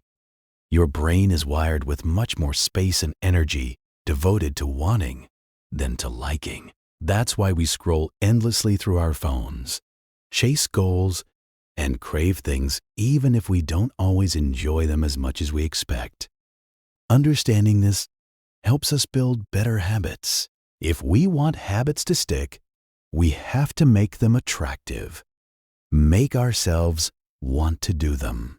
So, how do we do that? Section 5. Make good habits irresistible with temptation bundling. He was an electrical engineering student in Dublin who liked watching Netflix, but he also knew he should exercise more. So, he built a clever solution. He connected his stationary bike to his computer and wrote a program that only let Netflix play if he was pedaling. The moment he slowed down, the show paused. If he stopped pedaling, the screen went dark. He created a system where the thing he wanted to do, watch Netflix, was only possible if he did the thing he needed to do, exercise. This idea is called temptation bundling, and it works like magic. Temptation bundling is simple. Pair a habit you need to do with something you want to do. Here are a few more examples. Want to catch up on your favorite podcast? Only listen while cleaning the house. Love getting a pedicure? Only schedule one while working through overdue emails. Want to watch sports highlights? Only allow yourself to check ESPN after you've made a few sales calls. Even big companies use this strategy. When ABC launched its Thank God It's Thursday TV lineup, they encouraged viewers to enjoy wine, popcorn, and cozy vibes while watching their shows. They paired TV, what the network wanted you to watch, with things you already love doing. Over time, viewers began associating Thursday nights with comfort, relaxation, and entertainment. The key idea is to attach pleasure to the habit you want to build. Section 6. The formula for success. Here's a simple way to apply this in your life using two tools. 1. Habit stacking. Linking a new habit to something you already do. 2. Temptation bundling. Pairing a want with a need. Put them together like this. After I current habit, I will have it I need. After I have it, I need, I will have it I want. Let's walk through a few examples. Want to read the news, but need to practice gratitude. After I make my morning coffee, I'll write one thing I'm grateful for. After that, I'll read the news. Want to check Instagram but need to exercise? After I pull out my phone, I'll do 10 squats. After that, I can scroll Instagram for 5 minutes. Want to watch YouTube but need to study? After I finish 30 minutes of focused study, I'll watch one video. By doing this, you teach your brain that the good stuff, dopamine hits, comes after the important stuff. Over time, you start craving the whole chain. Chapter summary. The second law of behavior change is make it attractive. And here's what we've learned. We're wired to respond to supernormal stimuli, exaggerated enhanced versions of what we naturally desire. Dopamine drives our habits not because of the pleasure itself, but because of the anticipation. We act because we crave. The stronger the craving, the more consistent the behavior. The wanting often outweighs liking, and this is where habits take root. Temptation bundling helps us make good habits more attractive by pairing them with things we already enjoy. You can supercharge this process with the formula: after I current have it, I will have it, I need. After I have it, I need, I will have it, I want. When we make our good habits feel irresistible, when we attach desire to discipline, we stop forcing ourselves to change and start being pulled into it. So the next time you want to start a habit that sticks, ask yourself one question. How can I make it so attractive I actually want to do it? Because that's how real change begins. Chapter 9. How your friends and family shape your habits. Let's begin with a simple truth. We don't just learn habits from books or by watching motivational videos. We pick them up from the people around us, our families, our friends, our coworkers. They all play a powerful role in shaping what we do every day, often without us even realizing it. To understand just how deeply this influence runs, let's go back in time to one of the most fascinating real-life experiments ever conducted. Not in a lab, but in a home in Hungary. The Pulgar family. In 1965, a man named Yolo Pulgar made a bold claim. Geniuses are made, not born. He believed that with the right habits and intense practice, any child could become a world-class expert at just about anything. He was so committed to this idea that he wrote to a woman named Clara Era, asking her not just to marry him, but to join him in proving it. Clara Era, a teacher who also believed in the power of learning, agreed. Their experiment raised children who would become chess champions. Yo and Clara Ara built an entire home around chess. Books lined the walls. Games were played constantly. The children, Susan, Sophia, and Judith, were immersed in a world where chess wasn't just a hobby. Let's break each of those down. Head defender, 1, imitating the clothes. Family and friends. We're most influenced by the people who are nearest to us, physically and emotionally. Think about how much your daily life mirrors your family's routines. Did your parents always have dessert after dinner? You probably do, too. Did your friends binge watch TV shows in college? Chances are you joined in. It's not just about routines. It's about values, too. If your parents believed in hard work, you likely value it. If your partner always double-checks the locked door at night, you may start doing it, too, even if you never used to. Here's something powerful. One study tracked over 12,000 people for more than 30 years. They found that if a close friend became obese, your chances of becoming obese went up by 57%. But the reverse is also true. If someone close to you loses weight, there's a good chance you'll start dropping pounds too. It's like a magnet. The people around us pull us in their direction. Now imagine you want to build a new habit, like running every morning. If your partner Your friends and your coworkers are all couch potatoes. It's going to feel like an uphill battle. But if you join a running club, suddenly that habit feels easier, even exciting. Why? Because now you're surrounded by people who think running is normal, even fun. The key: surround yourself with people who already live the way you want to live. And even better, find people who are similar to you in some way. Same interests, same background, same humor. When you feel like you fit in with a group, their habits feel more natural to adopt. 2. Imitating the many. The power of the crowd. Have you ever laughed at a joke just because everyone else was laughing? Or tried a new restaurant because it had thousands of 5-star reviews? Or worn something because everyone is wearing it? That's the pull of the crowd. And it's stronger than we realize. In the 1950s, psychologist Solomon Asch ran a now famous experiment. He asked people to match the length of lines on a card. Something simple and obvious. But unknown to the participant, everyone else in the room was an actor giving the wrong answer on purpose. And guess what? Over 75% of real participants went along with the group, even when they knew the answer was wrong, just to fit in. Why do we do that? Because we trust the group. We think, well, maybe they know something I don't. So we follow their lead. In real life, this happens every day. You pick a phone plan because everyone you know uses it.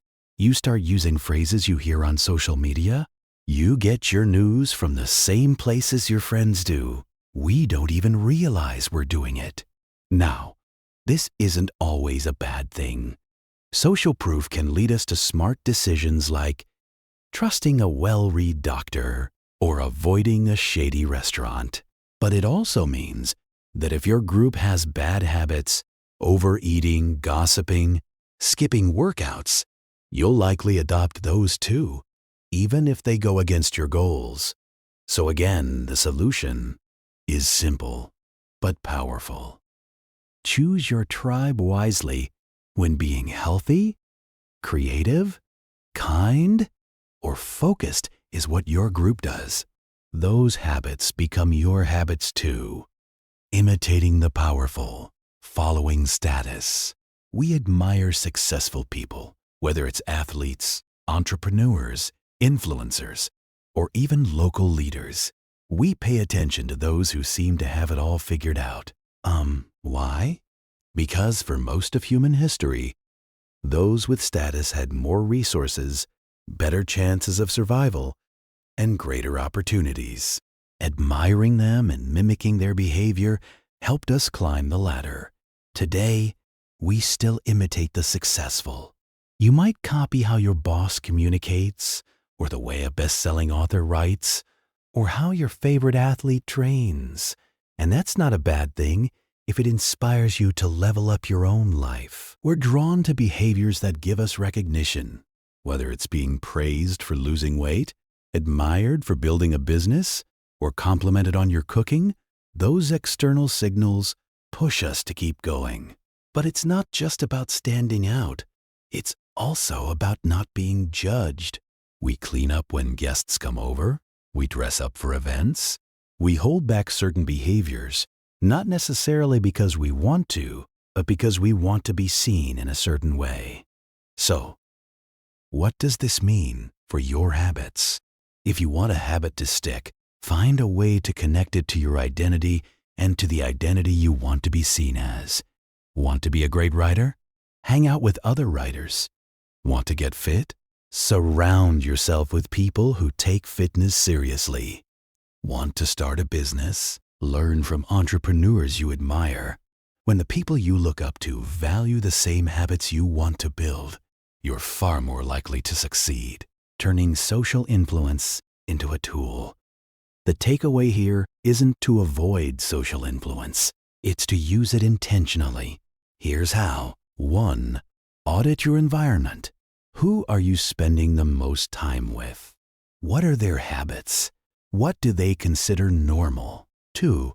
Find a tribe where your desired habits are celebrated.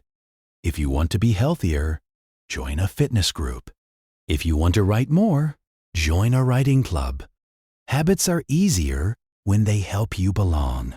3. Anchor your habits in identity. Don't just say, I want to run. Say, I'm a runner. Find people who share that identity. 4. Let admiration inspire you. Study the people you admire and adopt the habits that got them there. 5. Be the example. Just as you're influenced by others, others are watching you. You can raise the bar for those around you just by showing up. Chapter summary. The power of people. We are deeply shaped by the people around us. Our habits often reflect habits of our families, friends, and communities. We tend to imitate 3 types of people: those closest to us, the majority, and those we admire. The closer the bond, the stronger the influence.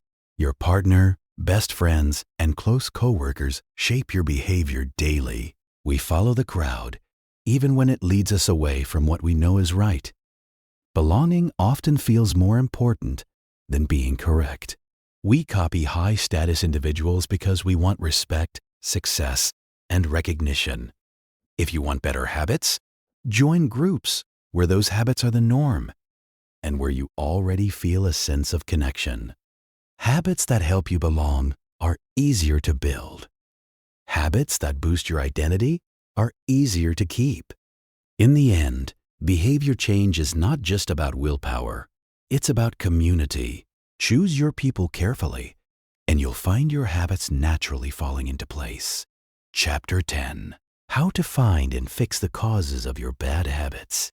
Istanbul cigarettes and a life-changing mindset shift. Let me take you back to 2012. I was sitting in a worn-down apartment in Istanbul, Turkey. Just a few blocks away was İstiklal Caddesi, one of the city's most vibrant, bustling streets.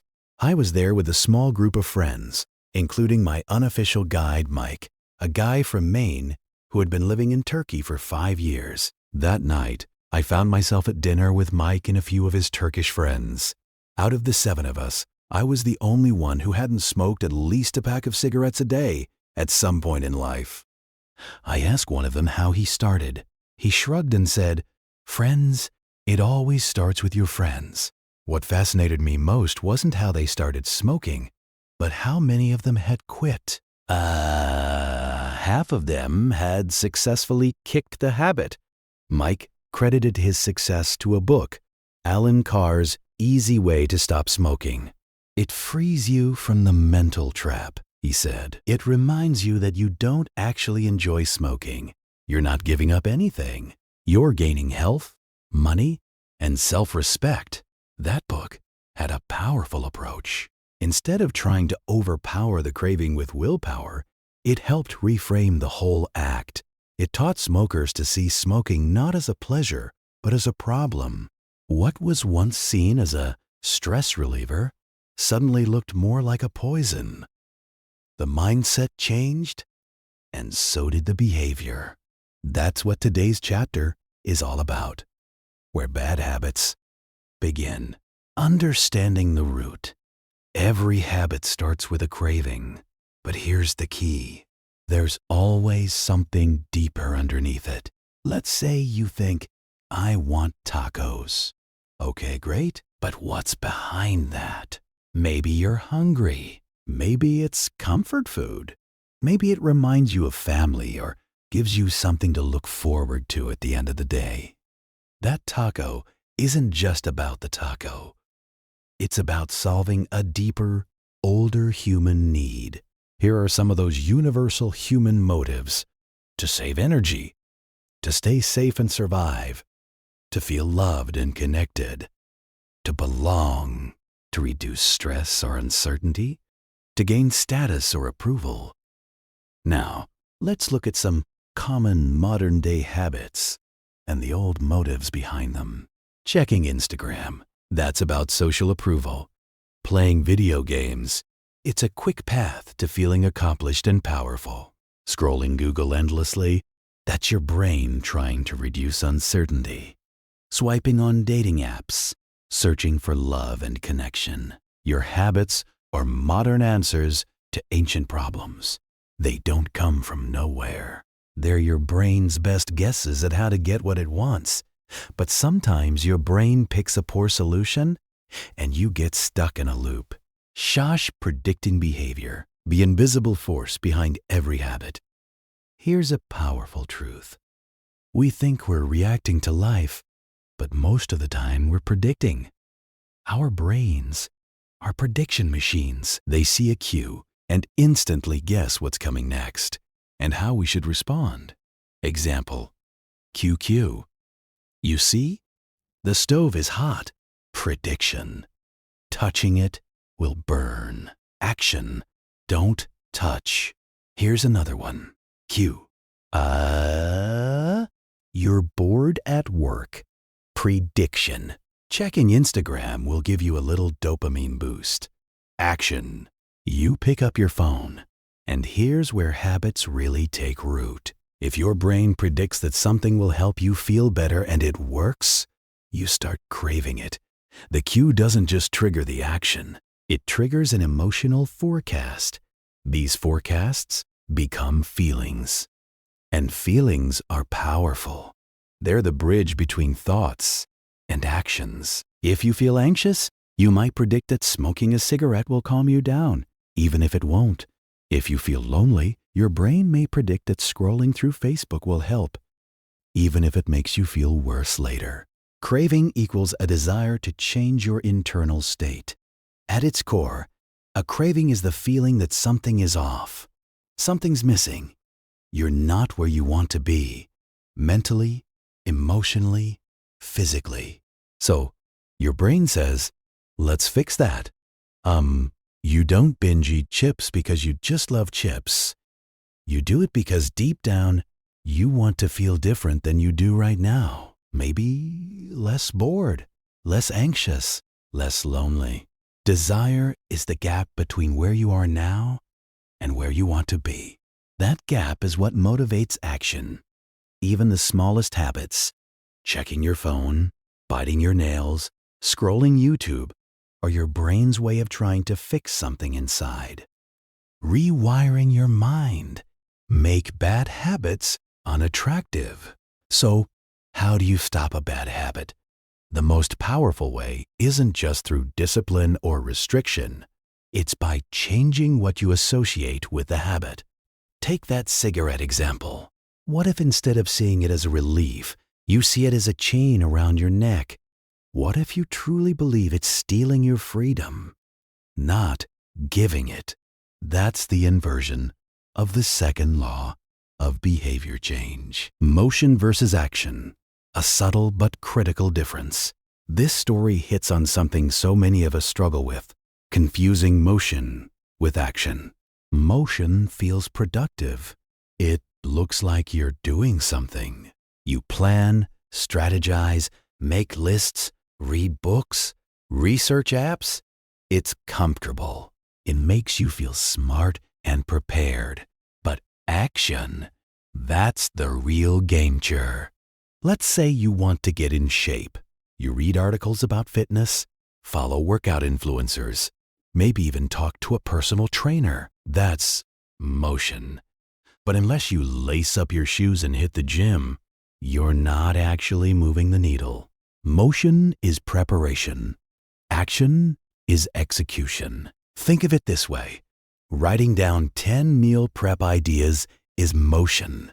Cooking and eating a healthy dinner is action. Brainstorming business names is motion. Making your first sale is action. Watching videos on meditation is motion. Sitting down and meditating for 5 minutes is action. Motion makes us feel safe.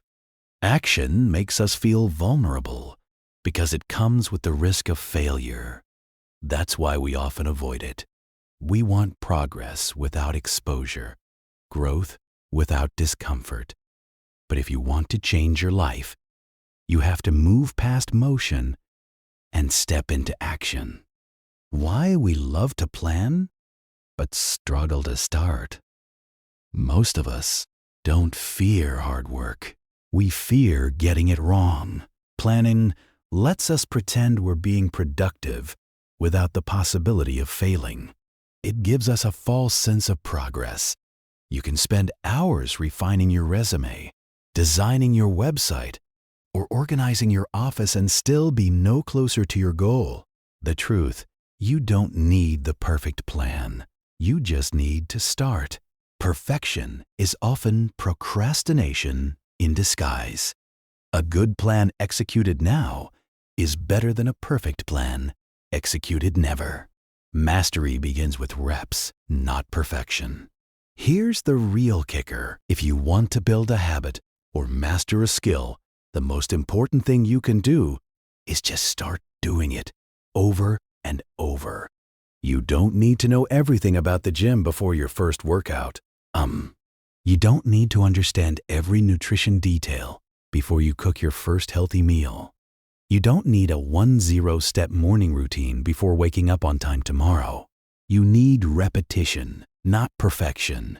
Whether it's writing, exercising, meditating, or saving money, progress comes from practice. And every repetition is a vote for the person you want to become. How habits reshape your brain. Here's what's happening under the hood. When you repeat a behavior enough times, your brain starts to rewire itself. Scientists call this long-term potentiation. But let's keep it simple. The more you do something, the easier it becomes for your brain to do it again. Ever heard the phrase, neurons that fire together wire together? That's what's going on here. Let's look at a few fascinating examples. Musicians who practice for years have physically larger areas in their brain related to movement and coordination.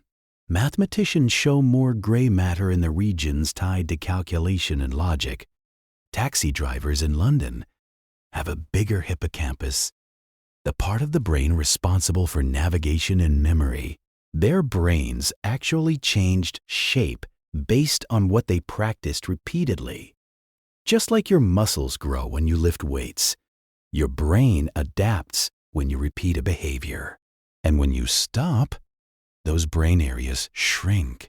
It's like mental atrophy. This is why repetition is so powerful. It literally carves new paths in your brain from effort to automatic. The habit line. Every habit starts out hard. At first, it takes effort, focus, motivation. You have to remind yourself, you mess up, you start again. But then, something amazing happens. If you stick with it, what once felt awkward and difficult begins to feel natural. You don't have to think about brushing your teeth.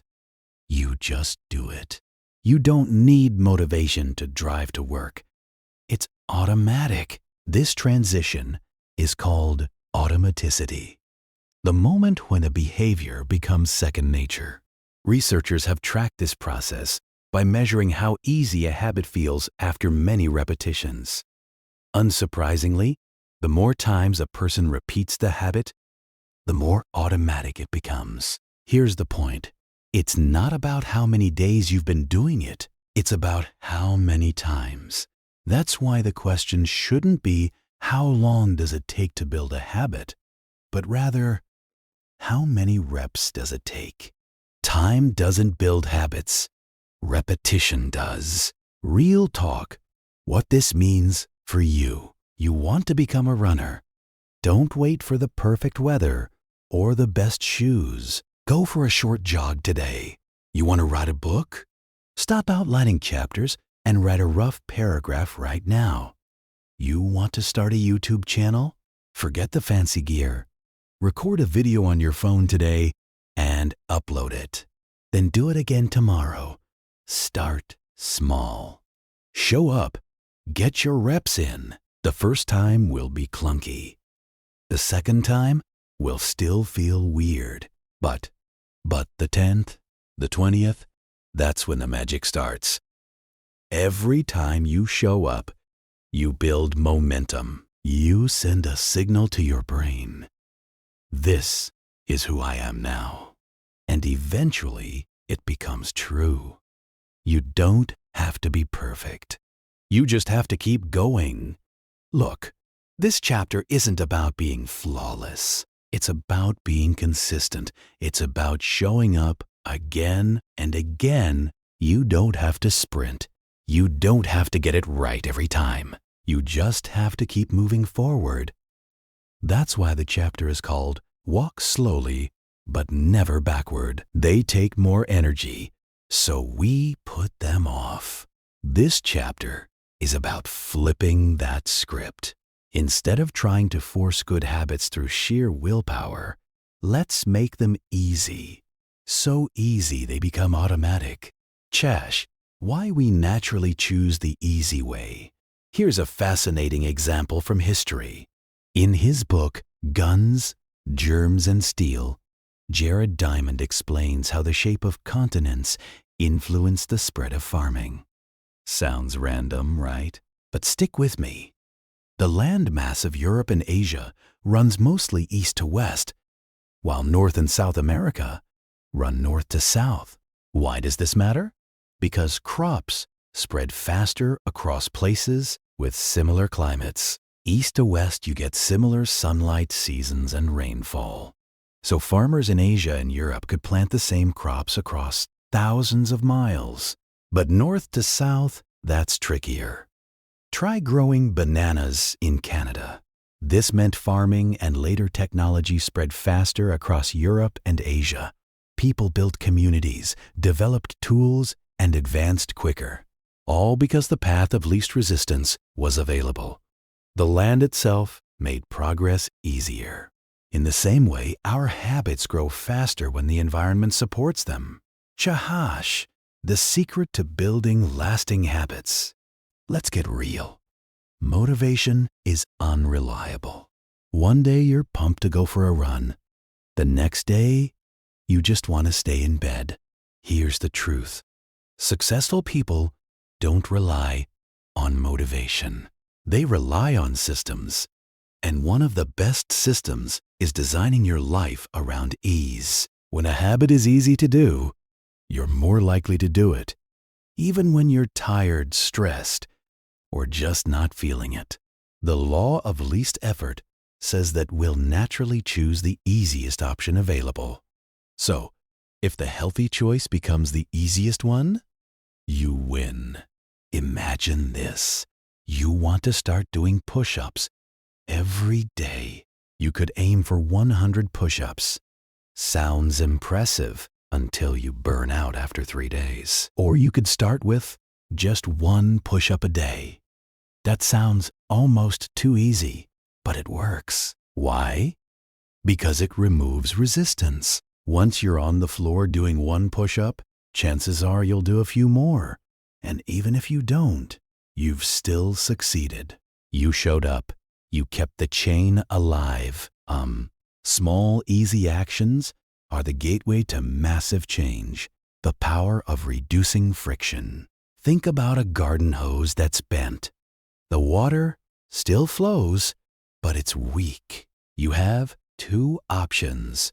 Turn up the pressure, more effort, or just straighten the hose. Less friction. When we try to force ourselves into a hard habit, we're turning up the pressure. But when we make a habit easier by changing our environment or routine, we're straightening the hose. The result flows naturally. Let's bring this home with some examples. Want to start running? Lay out your workout clothes the night before. Put your shoes by the door. Want to eat healthier? Prep your meals on Sunday so you're not tempted midweek. Want to read more? Leave a book on your pillow or coffee table ready to grab. Want to stop wasting time on your phone? Charge it in another room or delete the apps that pull you in. We don't need more willpower. We need less friction. Cash. Design your environment for success. Environment matters a lot. Your habits are not just a reflection of your discipline, they're a reflection of your surroundings. Here's a story that proves the point. In the 1970s, Japanese electronics companies started dominating the global market. Why? They focused on something called lean production.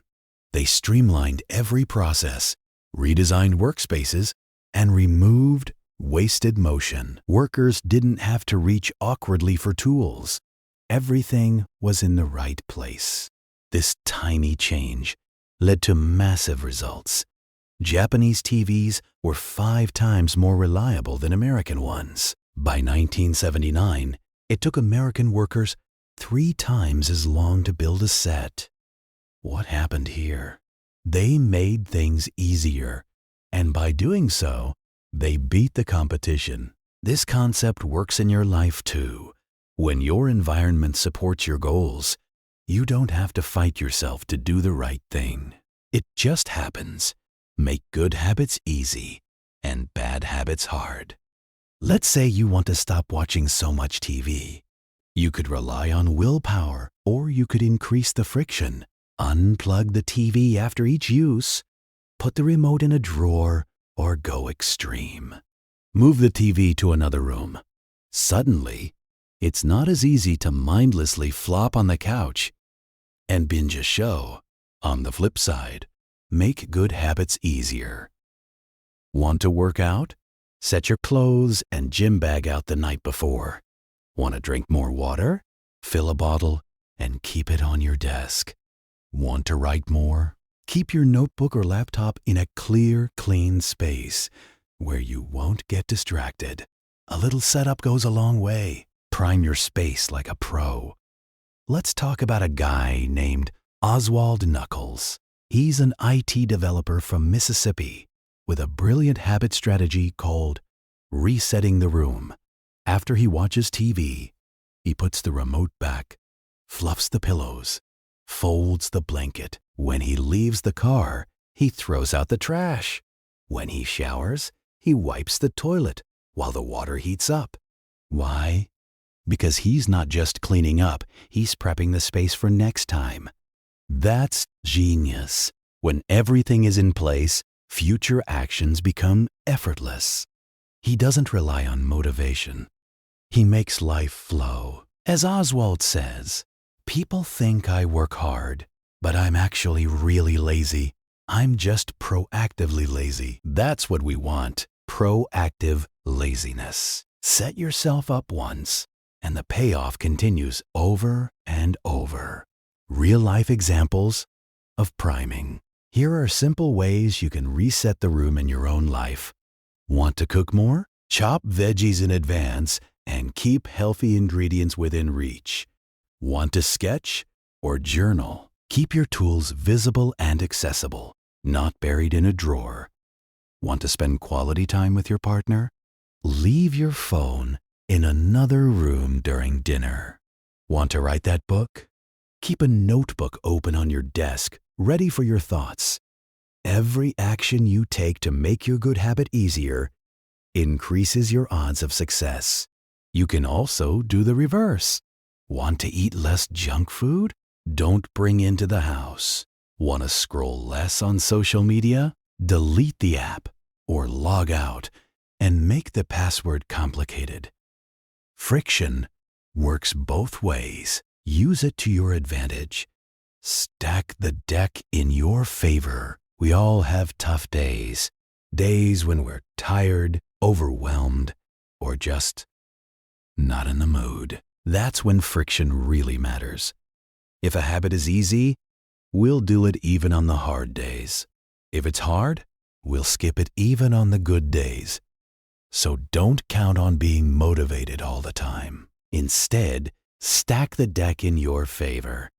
Make your environment so supportive that doing the right thing becomes the natural choice. Whether you're trying to build a new habit, help your kids create better routines, or guide your team at work, ask this question: how can I make doing the right thing the easy thing? Design your world to support your goals.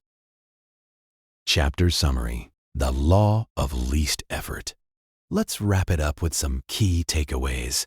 We're wired to choose the easiest path. That's not laziness. It's smart energy management. Habits that are easy are more likely to stick. Focus on reducing friction, not increasing willpower. Your environment is your silent partner. Design it to support your habits. Make good habits easy. Prep your space, tools, and routines in advance. Make bad habits harder. Add friction. Hide. Unplug. Delete. Move. Prime your environment. Reset rooms. Lay out clothes. Keep things visible and accessible. Success is about systems, not motivation. If it's easy to do the right thing, you'll do it again and again. By mastering the law of least effort, you can transform your habits and design a life where progress feels natural. The goal isn't to force change. The goal is to make it so easy you can't say no. That's how great habits are built, one effortless step at a time. Chapter 13. How to stop procrastinating with the 2-minute rule. Procrastination isn't a character flaw. It's a pattern, a frustrating one, but also fixable. We all have those moments when we want to get things done. Go to the gym, write a report, read more, or finally start that side project. But we hesitate, we overthink, we stall, and before we know it, the day is gone. So, what's the solution? Surprisingly, it's not about pushing harder or finding more willpower. It's about starting smaller, way smaller, like 2 minutes small. In this chapter, we're going to talk about the 2-minute rule, a simple, powerful strategy that makes it nearly impossible to procrastinate. It's so easy, you'll wonder why you didn't start using it years ago. Let's dive in. Section 1. The moment that shapes your whole day. Picture this. You get home from work. You're tired, but you know you should go to the gym. Now, there's a moment just a few seconds long where a choice is made. You either put on your workout clothes and head out, or you sink into the couch, grab some takeout, and start watching Netflix. That moment, it's what author James Clear calls a decisive moment. It's a tiny fork in the road, but it sets the tone for everything that comes next. And you've had these moments too, deciding whether to open your laptop or open TikTok, whether to chop vegetables or order pizza, whether to pull out your notes or play just one more game. We tend to think our days are shaped by big events, but often it's these small decisions that lead us toward productivity or distraction. And here's the good news. You don't need to win every moment of the day. You just need to win the first 2 minutes. Section 2. Why small actions create big changes. Let's talk about Twilight Tharp, one of the world's greatest choreographers. She begins her day with a simple ritual. Every morning at 5:30 a.m., she puts on her workout clothes, hails a cab, and heads to the gym.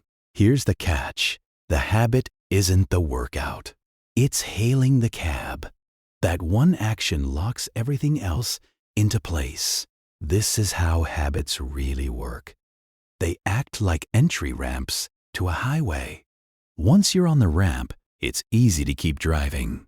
But getting onto the ramp, that first move, is where the battle is won or lost. The key isn't doing the full workout or writing the whole essay or meditating for 30 minutes.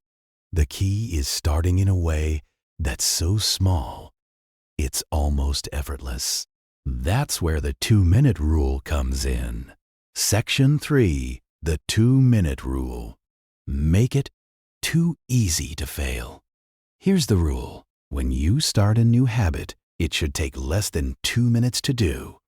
That's it. 2 minutes. It sounds almost silly, right? But that's what makes it brilliant. Here are a few examples. Read before bed becomes read 1 page. Run 3 miles becomes put on your running shoes. Write a novel becomes write 1 sentence. Study for class becomes open your notebook. By shrinking your habit down to just the first step, you eliminate resistance. You're not committing to a whole workout. You're just tying your shoes, not writing a full blog post, just opening a blank doc and typing the first word. And once you start, it's much easier to keep going. Section 4. Why this strategy works so well. You might be thinking, okay, but isn't this just tricking myself? Sure, but it's a trick that works. Starting is the hardest part. Once you're in motion, everything else becomes easier. It's called momentum. There's a psychological principle here called the Zeigarnik effect. Our brains remember tasks we've started more than those we haven't. Once you begin, your brain wants to finish. You might also wonder, but if I only do 2 minutes, am I actually getting anywhere? Yes. And here's why. You're mastering the habit of showing up. That's more important than the length or intensity of the task. You're proving to yourself over and over again, I'm the kind of person who does this. And that identity shift is where real, lasting change begins. Section 5. Building gateway habits. Think of the 2-minute rule as the gateway to bigger behavior. Let's say your goal is to run a marathon. That's huge. So, we scale it down. Running a marathon. Run a 5K. Walk 10,000 steps. Walk 10 minutes. Put on your running shoes. Your real goal isn't just running. It's becoming the kind of person who runs regularly. And the first vote you cast for that identity is in the smallest action, putting on your shoes. This idea works across all areas of life. Want to write a book? Start by writing 1 sentence. Want to eat healthier? Start by adding 1 vegetable to each meal. Want to wake up earlier? Start by being in bed with the lights off by 10 p.m. Whatever your goal is, shrink it down until the first step takes 2 minutes or less. That's your starting point. Section 6. But 2 minutes isn't enough. Let's address the obvious. Yes, 2 minutes isn't your final goal, but it is the start of a real habit. Still skeptical? Try this. Do the 2-minute habit and then stop. Seriously, go for a 2-minute walk and then go home. Open your journal, write 2 lines, and stop. Meditate for 120 seconds and walk away. Sounds pointless? It's not. One reader used this technique to lose over 100 pounds. In the beginning, he went to the gym, but only stayed for 5 minutes. He didn't lift for hours. He didn't do cardio marathons. He simply built the routine of going to the gym. That identity stuck. And once it stuck, the longer workouts followed. This isn't about hacking the system. It's about becoming someone who shows up day after day, even in the smallest way. Section 7. The habit of consistency. Let's be honest, most people don't fail because they're lazy. They fail because they try to do too much too soon. They read for an hour on Monday, then nothing the rest of the week. They start a strict workout plan and quit after 3 days. But success isn't about heroic effort. It's about consistency.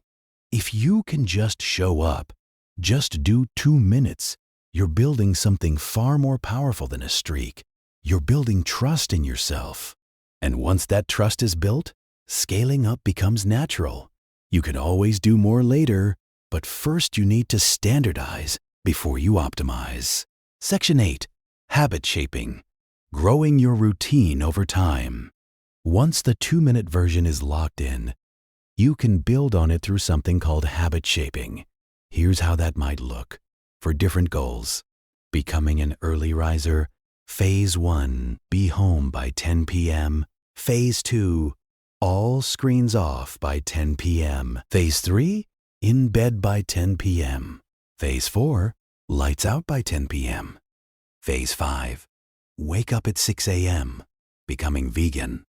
Phase 1, eat vegetables with every meal. Phase 2, stop eating 4-legged animals. Phase 3, cut out chicken and turkey. Phase 4, remove seafood. Phase 5, drop all animal products. Starting to exercise.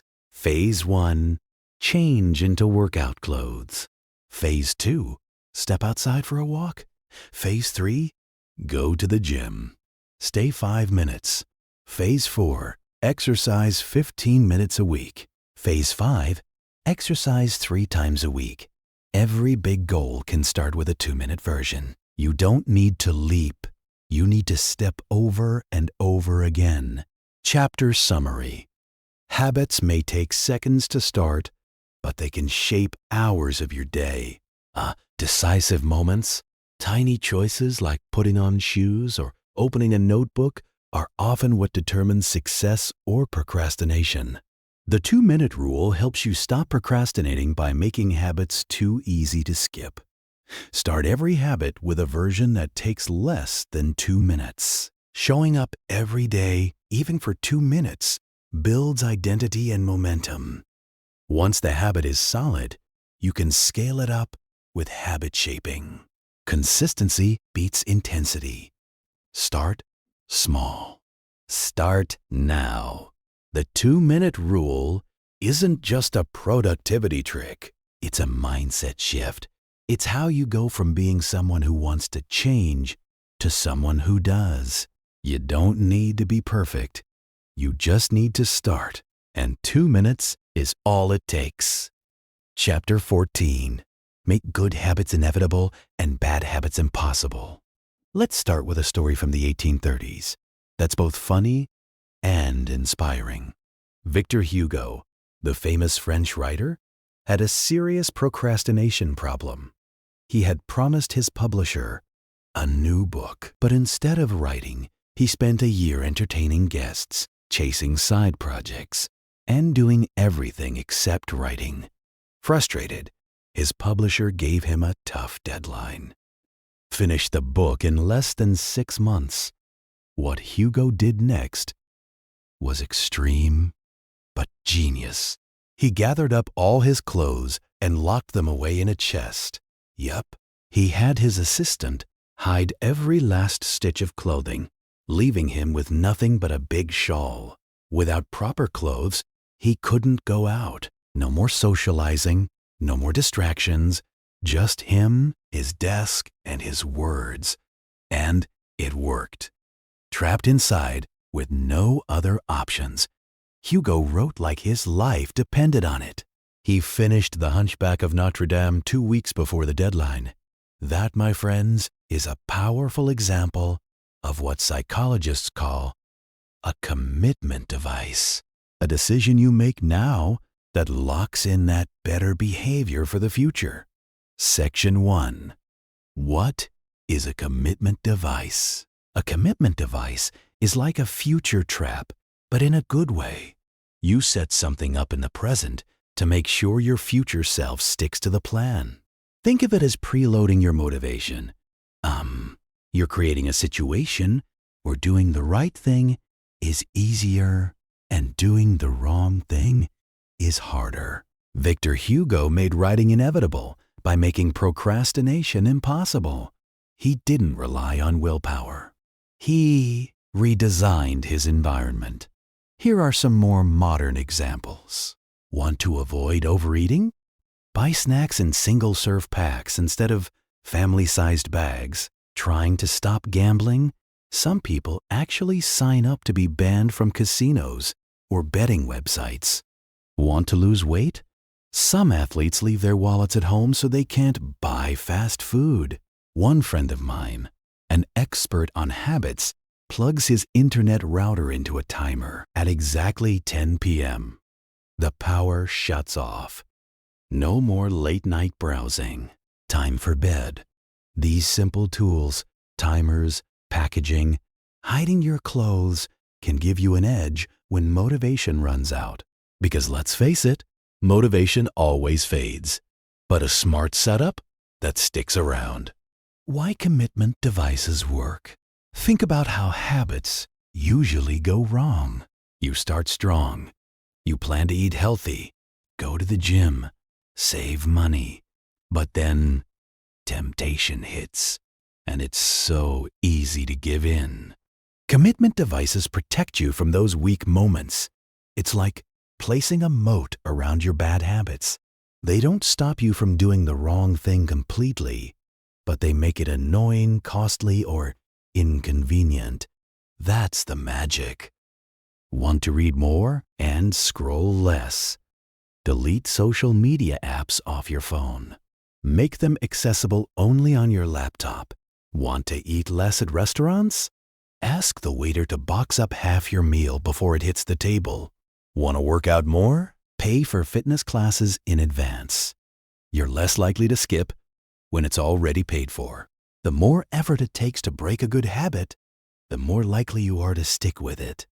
Make your good behaviors easy to start and hard to abandon. Section 3. The power of one-time decisions. Let's shift gears for a second and talk about automation. Another way to lock in habits. There's a great story from the 1800s that proves this point. John Henry Patterson, an Ohio businessman, opened a store for coal miners. It had steady traffic, but he couldn't figure out why it wasn't making money. Turns out, his employees were stealing from the register. This was the 1800s. No security cameras, no digital systems. So, Patterson bought a new invention called the cash register. It locked up money and tracked every transaction. Guess what? Theft disappeared overnight. Profits soared. Later, Patterson bought the patent for the cash register and started the National Cash Register Company, one of the biggest businesses of its time. What changed? Patterson didn't lecture his employees. He didn't demand stronger morals. He simply made bad behavior impossible. That's the power of a one-time decision. A small investment that protects your good habits or blocks your bad ones forever. Section 4. Simple one-time actions that change everything. Here's the good news. You don't need to turn your life upside down to improve your habits. Sometimes a single smart decision can change the game. Here are a few one-time actions that help you live better with no ongoing effort. Nutrition. Buy a water filter to make drinking healthy water automatic. Use smaller plates to eat smaller portions without thinking. Sleep. Get blackout curtains or a sleep mask to block out light. Remove your TV from the bedroom. Invest in a mattress that supports your sleep. Productivity. Unsubscribe from email newsletters you never read. Turn off non-essential notifications. Use app blockers for social media during work hours. Set up email filters to keep your inbox clean. Happiness. Get a pet, especially a dog. They keep you active and lift your mood. Move to a walkable, friendly neighborhood with a strong community. Health. Get quality shoes that support your posture. Buy a standing desk or a comfortable chair for long work sessions. Keep up with vaccinations and preventive care. Finances. Set up auto-pay for bills to avoid late fees. Enroll in automatic savings plans. Cancel unused subscriptions. Call service providers to negotiate lower rates. Each of these is a one-time action that delivers results for months or even years. You don't have to fight your habits every day. Just set them up once and let the system run. Section 5. Automate your habits with technology. Here's a fact about the modern world. Technology can be your best friend or your worst enemy. Used wisely, it can make your life easier. Used carelessly, it can suck you into distraction, impulsive spending, or endless scrolling. So, how do you make tech work for you? Automate your habits. Health? Set automatic prescription refills. Finance? Deduct money from each paycheck into your retirement fund. Cooking? Use a meal delivery service that sends pre-planned groceries. Productivity? Use website blockers to stop mindless social browsing. Even things you do rarely, like annual tasks, can be automated with reminders, subscriptions, or scheduled services. The idea is simple. Remove the need to remember or decide. Once something is automated, it doesn't drain your willpower. It just happens. Alfred North Whitehead once said, "Civilization advances by extending the number of operations we can perform without thinking about them." That's what we're doing here. Shifting habits from conscious effort to automatic success. Section 6. The downside of automation. Let's be honest. Automation has a dark side too. It's never been easier to binge watch, order junk food, or waste hours online. Everything is one tap away. YouTube autoplays the next video. Netflix skips the credits and jumps right into the next episode. Food apps remember your favorite unhealthy order. If you're not careful, convenience will control your life. That's why it's so important to intentionally design your environment to protect your time, attention, and energy. I'll give you a personal example. While writing this book, I noticed I was constantly checking social media, not because I needed to, but because it was there. So, I made a deal with my assistant. Every Monday, she would change the passwords on my social accounts and log me out of all devices. I couldn't get back in until Friday. It was weird at first, but after 1 week, I realized I didn't miss it. Turns out, I didn't need social media every day. I just made it a habit because it was easy. When I made it impossible to use, I discovered time and energy for more meaningful work. That's the goal. Make the healthy choice the easy choice, and the unhealthy choice the hard one. Chapter summary. Make habits work for you. Make it difficult to do the wrong thing. That's the inversion of the third law of behavior change. Use commitment devices to lock yourself into good behavior before temptation strikes. Rely on one-time decisions like buying a better mattress or setting up auto bill pay to remove daily effort. Automate everything you can. Use tech to make the right behavior automatic. Be aware of technology's downside. It can also automate bad habits. The less effort it takes to do what's right, the more likely you'll stick with it. You don't need perfect motivation every day. You just need a system that supports your goals. When good habits are inevitable and bad habits are impossible, success stops being a struggle and starts becoming a lifestyle. Chapter 15. The secret to sticking with good habits based on the cardinal rule of behavior change. The power of a satisfying ending. Let's rewind to the late 90s. Picture a man named Stephen Luby stepping off a plane in Karachi, Pakistan. He's far from his hometown of Omaha, Nebraska, and he's not there for sightseeing. Luby is a public health researcher on a mission to help fight disease in one of the world's most densely packed and least sanitary cities. Over 9 million people lived in Karak at the time, many of them in makeshift neighborhoods without plumbing, garbage collection, or even clean water. Illness spread like wildfire. Diarrhea, pneumonia, skin infections. You name it, it was there. The conditions were heartbreaking. Luby's team focused on something incredibly simple but powerful: hand washing. They weren't trying to teach people something new. Most residents already knew washing their hands was important. But the problem wasn't awareness. It was follow-through. People just weren't doing it consistently. So, Luby partnered with Procter & Gamble to provide free bars of Safeguard soap. Unlike the bland or basic soaps people had access to, this one smelled great, foamed easily, and felt good to use. Suddenly, washing your hands wasn't just good for your health. It was actually kind of enjoyable. And that made all the difference. In just a few months, rates of diarrhea dropped by over 50%. Pneumonia and skin infections went down too. And here's the most amazing part. Years after the study ended, and no more free soap was being handed out, over 95% of households were still washing their hands. Why? Because the behavior felt good. It was satisfying, and that made it stick. Why satisfaction matters?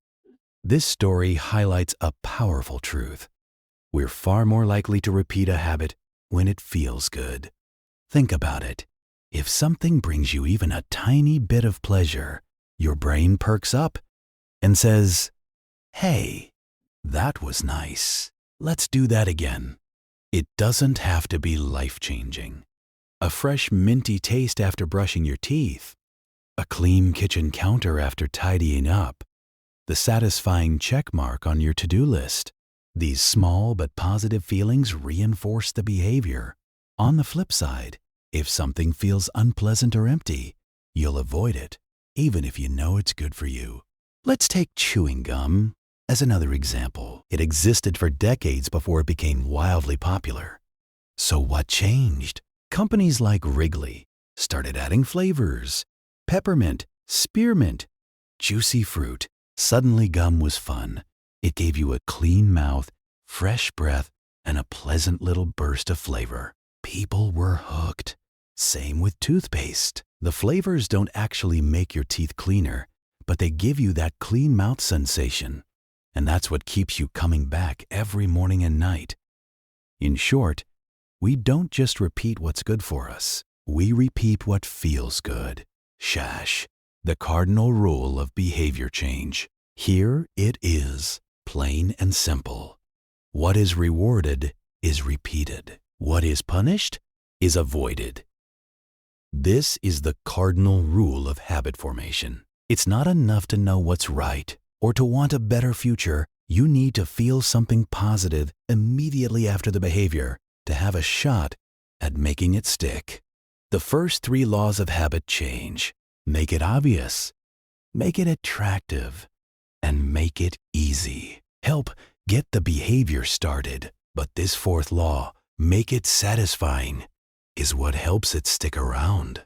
Let's explore why that matters so much in today's world. Why the present always wins. Imagine you're a lion or giraffe living on the African savanna. Your life revolves around the here and now. Where's food? Where's water? Is a predator nearby? Your actions have instant consequences. This is what scientists call an immediate return environment. You do something, and boom, you get feedback right away. Now, fast forward to modern life. You go to work today, but your paycheck doesn't show up for 2 weeks. You work out for a month before you see any changes in your body. You save money for years before you enough to retire. Welcome to the delayed return environment. And here's the kicker: your brain wasn't built for this. It evolved over thousands of years in that immediate return world. So it still craves instant results, even though most of life's best rewards now come later. This mismatch is why it's so hard to resist short-term temptations like junk food, that scrolling TikTok, or binge-watching shows when we should be working. These things feel good now. The consequences, like weight gain or wasted time, don't show up until later. With good habits, the pain comes first and the reward comes later. With bad habits, it's usually the opposite. Time inconsistency. Why we struggle to stay on track. There's a term for this built-in brain bias, time inconsistency. Basically, we care more about what feels good now than what will pay off in the future. That's why people smoke, even though they know it increases cancer risk, or overeat, even if they want to lose weight. The immediate reward, relaxation, comfort, pleasure, wins. The future cost gets ignored.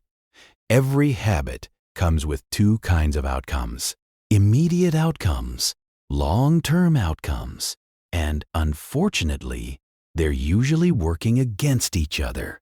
Habit type, immediate outcome, long-term outcome. Bad habit.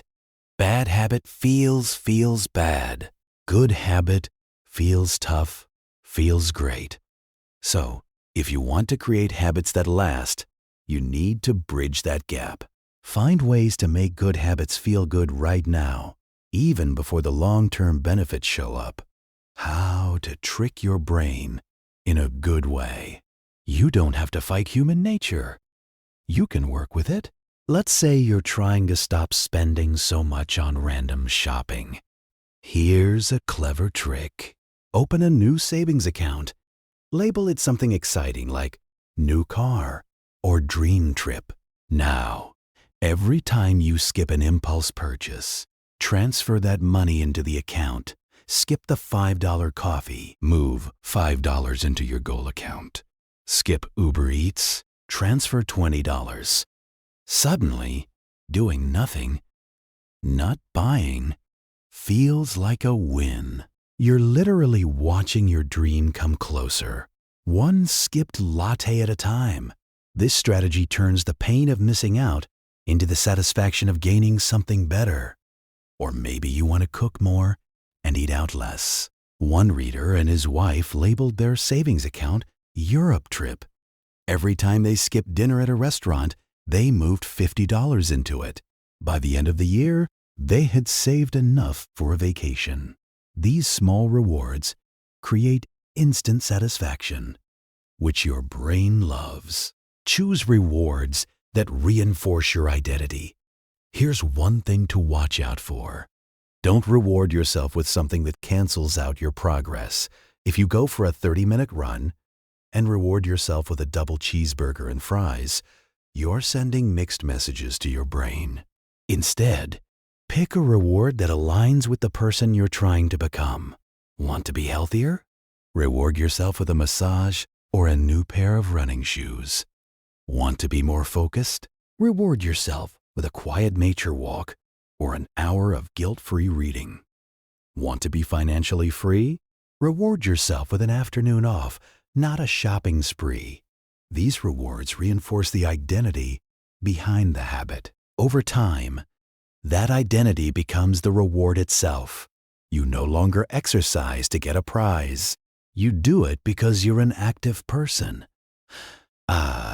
You don't meditate for a gold star? You do it because you're someone who values peace and presence. That's when habits become automatic. When the habit becomes the reward, at first rewards help you show up, but eventually the habit starts to feel good all on its own.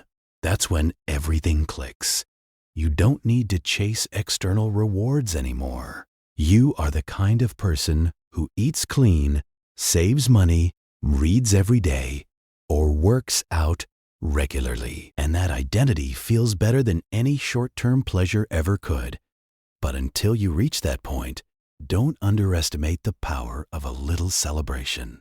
That small yes moment after a habit, whether it's checking a box, transferring $5, or just smiling at your progress, can be the glue that holds it all together.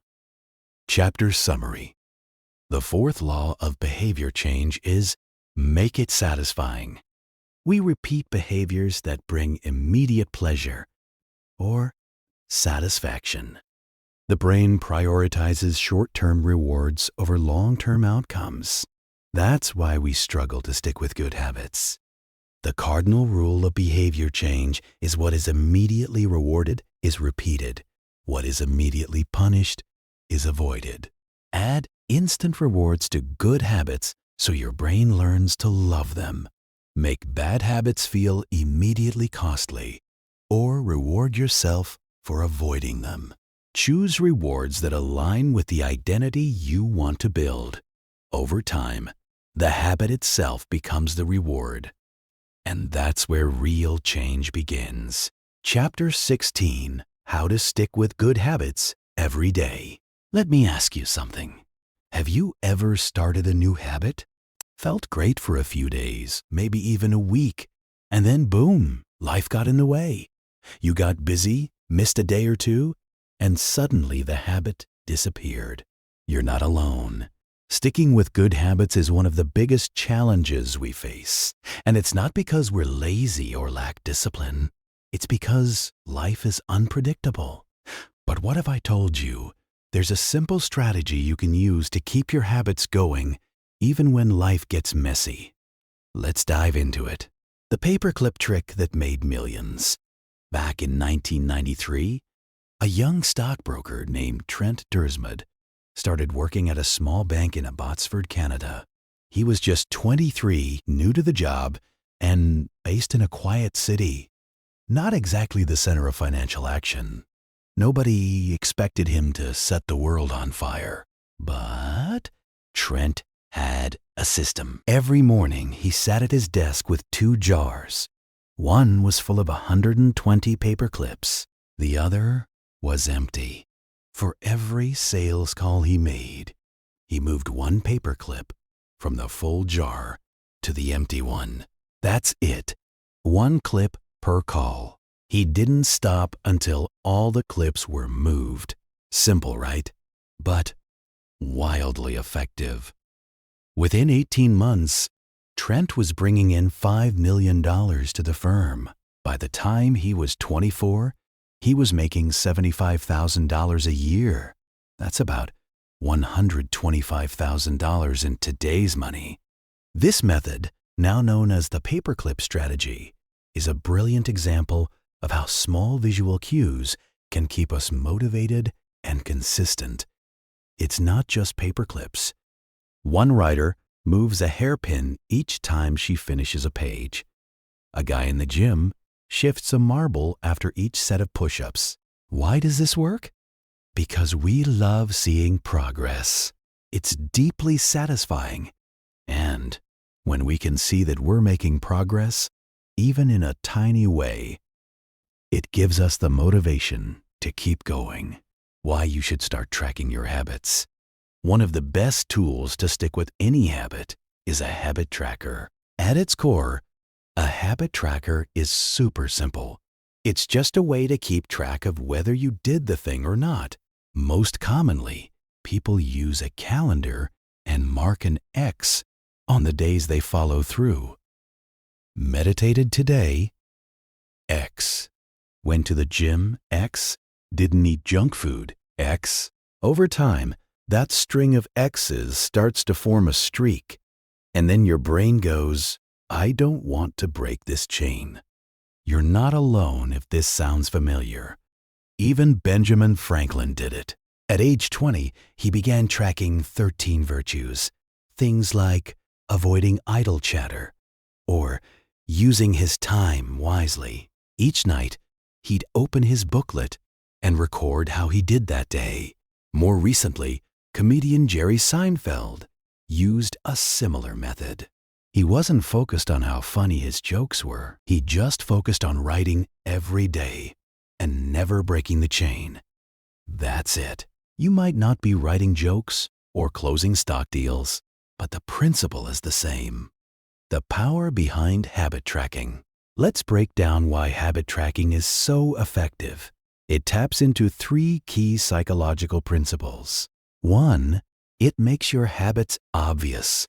When you track something, it becomes real. You can see it. You can't lie to yourself. A streak of X's on the calendar shows you're doing the work. An empty day is a glaring reminder that you didn't. Studies have shown that people who track their goals, like losing weight, eating healthier, or quitting smoking, are significantly more successful. One study found that folks who kept a food journal lost twice as much weight as those who didn't. It's not magic, it's just awareness. When you track your actions, you hold yourself accountable even if nobody else is watching. 2, it feeds your motivation. There's nothing quite like progress to keep you going. A filled-out tracker gives you that dopamine hit. It feels good. It's proof that you're moving forward. Even on rough days, your tracker reminds you of how far you've come. That little square on your calendar isn't just a mark. It's a mini celebration. And when you see a blank square coming up, it motivates you to act. I've come this far. I'm not going to ruin my streak now. 3, it's satisfying crossing something off a list, checking a box, moving a paperclip. These are tiny actions, but they're surprisingly satisfying. They give your brain a reward, a signal that says, "Nice job." That small feeling of success makes you more likely to do it again tomorrow. It's not just about the end goal. It's about becoming the kind of person who shows up. The one who doesn't miss a workout even on a bad day. The one who writes one sentence even when uninspired. You're not chasing perfection. You're showing up. And tracking helps you do that, making habit tracking easy. Let's be honest, tracking isn't always fun. Some people resist it. It feels like one more thing to do. You're already trying to start a new habit. Now you've got to track it too. Here's how to make it easier. 1, automate when you can. You're probably already tracking more than you think. Your credit card statements show your spending habits. Your phone tracks your steps. Your sleep app tracks your rest. If the data already exists, use it. Set a reminder to review your steps, spending, or meals once a week or month. It's much easier than tracking everything manually every day. Track only what matters. You don't need to track every habit. Just pick 1 or 2 that really matter to you. Do it consistently. It's better to track one thing every day than 10 things inconsistently. Part 3, stack it with an existing habit. Use the habit stacking method. After my current habit, I will track my habit. Examples. After I brush my teeth, I'll check off my water intake. After I leave the gym, I'll record my workout. After I finish dinner, I'll note my healthy food choices. Make it easy. Keep a pen nearby. Put your tracker in a place you see every day. The simpler it is, the more likely you'll stick with it. When you miss a day, and you will, let's talk about reality.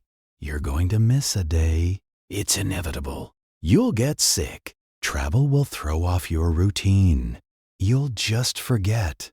That's okay. Here's the rule. Never miss twice. 1 missed day is an accident. 2 in a row is the start of a new habit, the wrong one. So, if you skip one day, get back on track the next. If you eat junk for one meal, make the next one healthy. If you miss the gym, stretch at home. Don't aim for perfection. Aim for consistency. And remember, just showing up, even if you don't go full force, is still a win. Even a bad workout counts. 5 push-ups, 1 walk around the block. That's enough to say, I'm still the kind of person who doesn't miss workouts.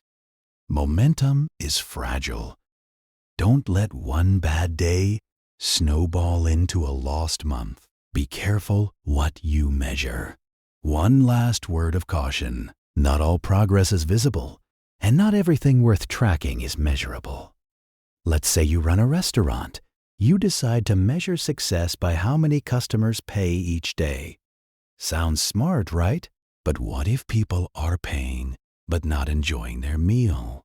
What if your marketing is strong but your food is slipping? Sometimes the metric we track can lead us astray. It's easy to chase numbers, steps, weight, hours worked, money earned. But numbers don't always tell the full story. This is known as Goodhart's Law. When a measure becomes a target, it ceases to be a good measure. If your only goal is to lose weight, you might fall into crash diets or pills. If your only goal is more followers, you might sacrifice quality. If your only goal is to work more hours, you might burn out. So ask yourself, what are you really trying to achieve? And is the thing you're tracking aligned with that goal? Numbers are helpful, but they're not everything. Sometimes the best signs of progress aren't measurable. You feel more energetic, your relationships improve. You're more confident, you're sleeping better. Those are wins too. Chapter summary: how to stick with good habits every day. The best way to stay consistent with good habits is to track them visually and simply. Use tools like the paperclip strategy or a calendar with X's to create a satisfying sense of progress. Habit tracking works because it makes your behavior obvious, motivating, and satisfying. Keep your tracking easy. Automate where you can. Only track the most important habits and stack it with existing routines. Remember the golden rule: never miss twice. One off day is fine. Two can become a trend. Not all progress is measurable. Be careful about chasing numbers at the expense of your true goal. Focus on becoming the kind of person who shows up, especially on the days you don't feel like it. Showing up isn't always glamorous. It won't always be Instagram-worthy. But it's the quiet, steady repetition, the X's on your calendar, the marbles in the jar that builds real change.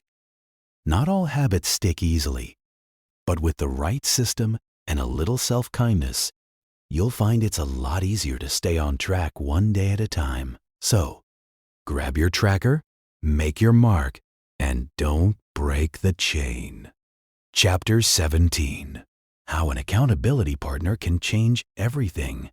Have you ever told yourself, this time I'll stick with it, only to give up? A few days later, maybe you swore you'd wake up early and hit the gym, but when the alarm rang, you hit snooze instead. Or you promised to stop eating fast food, only to find yourself back in the drive-thru a week later. You're not lazy. You're not weak. You're human. The truth is, changing habits is hard. But there's one tool, simple, powerful, and often overlooked, that can make all the difference. That tool is accountability. And when used right, it can completely change the game. Let's dive into why having someone to hold you accountable might be the missing piece in your habit-building journey. Reality check: why consequences matter. Let's start with a story that's both wild and eye-opening. After flying missions in World War II, Roger Fisher became an expert in negotiation and conflict resolution. He worked with presidents, diplomats, and world leaders. But in the 1980s, as the fear of nuclear war grew, Fisher made a radical suggestion. He proposed that instead of keeping nuclear launch codes in a briefcase, the codes should be implanted in the chest of a volunteer who traveled with the president. If the president wanted to launch a nuclear attack, he'd first have to kill that person with his own hands to retrieve the code. Why such a drastic idea? Because Fisher knew that distance makes decisions feel less real. It's easy to push a button when you don't see the consequence. But when the cost is right in front of you, immediate and painful, it forces you to think twice. And that's exactly the principle behind this chapter. When the cost of a bad habit is immediate, painful, and personal, you're far less likely to do it. The inverse power of pain. In earlier chapters, we talked about how to make good habits satisfying. That's how you encourage behaviors you want to repeat. But what if we flipped that idea? Instead of focusing on the reward, what if we made bad habits unsatisfying or even downright painful? Think about it. A plumber who does sloppy work gets bad reviews and loses business. A surgeon who makes careless mistakes risks someone's life and their license. A student who skips class may fail or lose a scholarship. The point? Pain changes behavior fast. When the consequences are immediate and painful, people adapt quickly. The speed of consequences.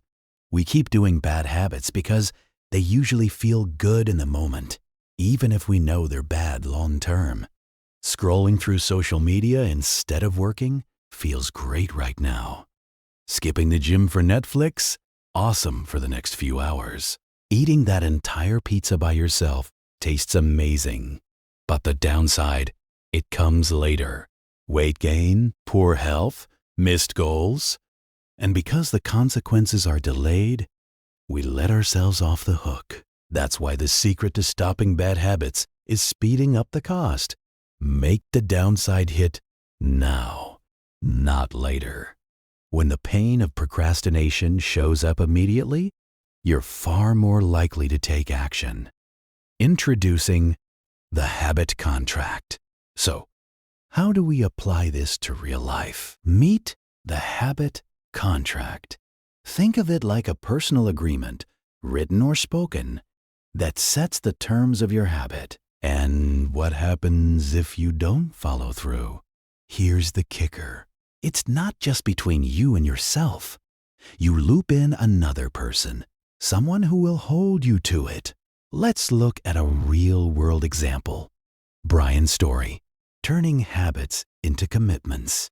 Brian Harris, an entrepreneur from Nashville, realized after his son was born that he wanted to lose weight and feel better. But rather than just try to eat healthy, he made a habit contract. He wrote a detailed plan and signed it with his wife and his personal trainer as witnesses. Here's what it looked like. Goal: get back to a healthy weight and feel better. Plan phase 1. Follow a strict, slow-carb diet. Phase 2. Start tracking macronutrients. Phase 3. Fine-tune his routine. Daily habits: log all food and weigh himself every day. And the consequences: if he missed a day, he had to dress up for work, no jeans or hoodies, and pay his trainer $200 to spend however he liked. That's real pain. That's immediate. And that's why it worked. As Brian stuck to the contract and hit his goals, he even increased the stakes. More money on the line, more public consequences. At one point, if he didn't complete his workouts, he had to wear a rival team's hat. A small but emotionally painful punishment for a loyal sports fan. The results: he hit his goals because he made it hurt not to. Why? Habit contracts work. Let's break down why this strategy is so effective. 1. Clear expectations. The contract spells out what you need to do. No vagueness. 2. Instant consequences. If you fail, the punishment kicks in right away. 3. Social pressure. Someone else knows, and we care deeply about what others think. As humans, we're social creatures. We don't want to disappoint people we respect. We don't want to look lazy or unreliable. This is exactly why accountability works so well. It's not just about discipline. It's about reputation, integrity, following through. You don't need a formal contract, but it helps. Maybe a written contract feels too intense. That's okay. You don't have to go full lawyer mode. Even something as simple as telling a friend, "I'm going to go to the gym every Monday, Wednesday, and Friday, and I want you to check in with me, can make a big difference. Take comedian Margaret Cho, for example. She does a song-a-day challenge with a friend, and that small agreement keeps her showing up creatively even when she doesn't feel like it. Or look at Thomas Frank, a YouTuber and entrepreneur. He created a script that tweets out an embarrassing message if he doesn't wake up on time. The fear of social embarrassment gets him out of bed before the tweet goes live. Simple, effective, public, hash. Why this works? We all want to look good. Let's be honest. Most of us don't brush our teeth just for dental health. We do it because bad breath is embarrassing. We dress nicely because we care what others think. We work hard because we want to be respected. This same social motivation can fuel your habits too. When someone is watching, when there's a little risk of looking bad, you push harder. You show up. You follow through. That's why accountability, even in small doses, works so well. How to set up your own accountability system. Ready to try it? Here's a simple step-by-step guide. 1. Pick one habit to focus on. Start with something small and specific. For example, go to the gym 3 times a week. Write 500 words every day. Drink no soda for 30 days. Hack 2. Write a simple habit contract. Include what you'll do the habit, how often you'll do it, the consequence if you fail, the name of your accountability partners. 3. Find your accountability partner. Pick someone who cares enough to check in. Won't let you off the hook. You don't want to disappoint. It could be a friend, coworker, trainer, sibling, or spouse. 4. Set the stakes. The consequence should be immediate and a little painful, but safe. Some ideas? Pay your partner $50 if you miss a day. Do an embarrassing dare. Give up something you love for a week. Shaw 5. Track your progress. Use a habit tracker, calendar, or daily log. Send updates to your accountability partner. Keep it visible. Shall chapter summary. Make it unsatisfying. Here's the big takeaway from this chapter.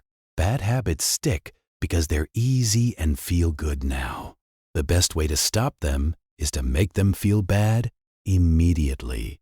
Accountability is your secret weapon.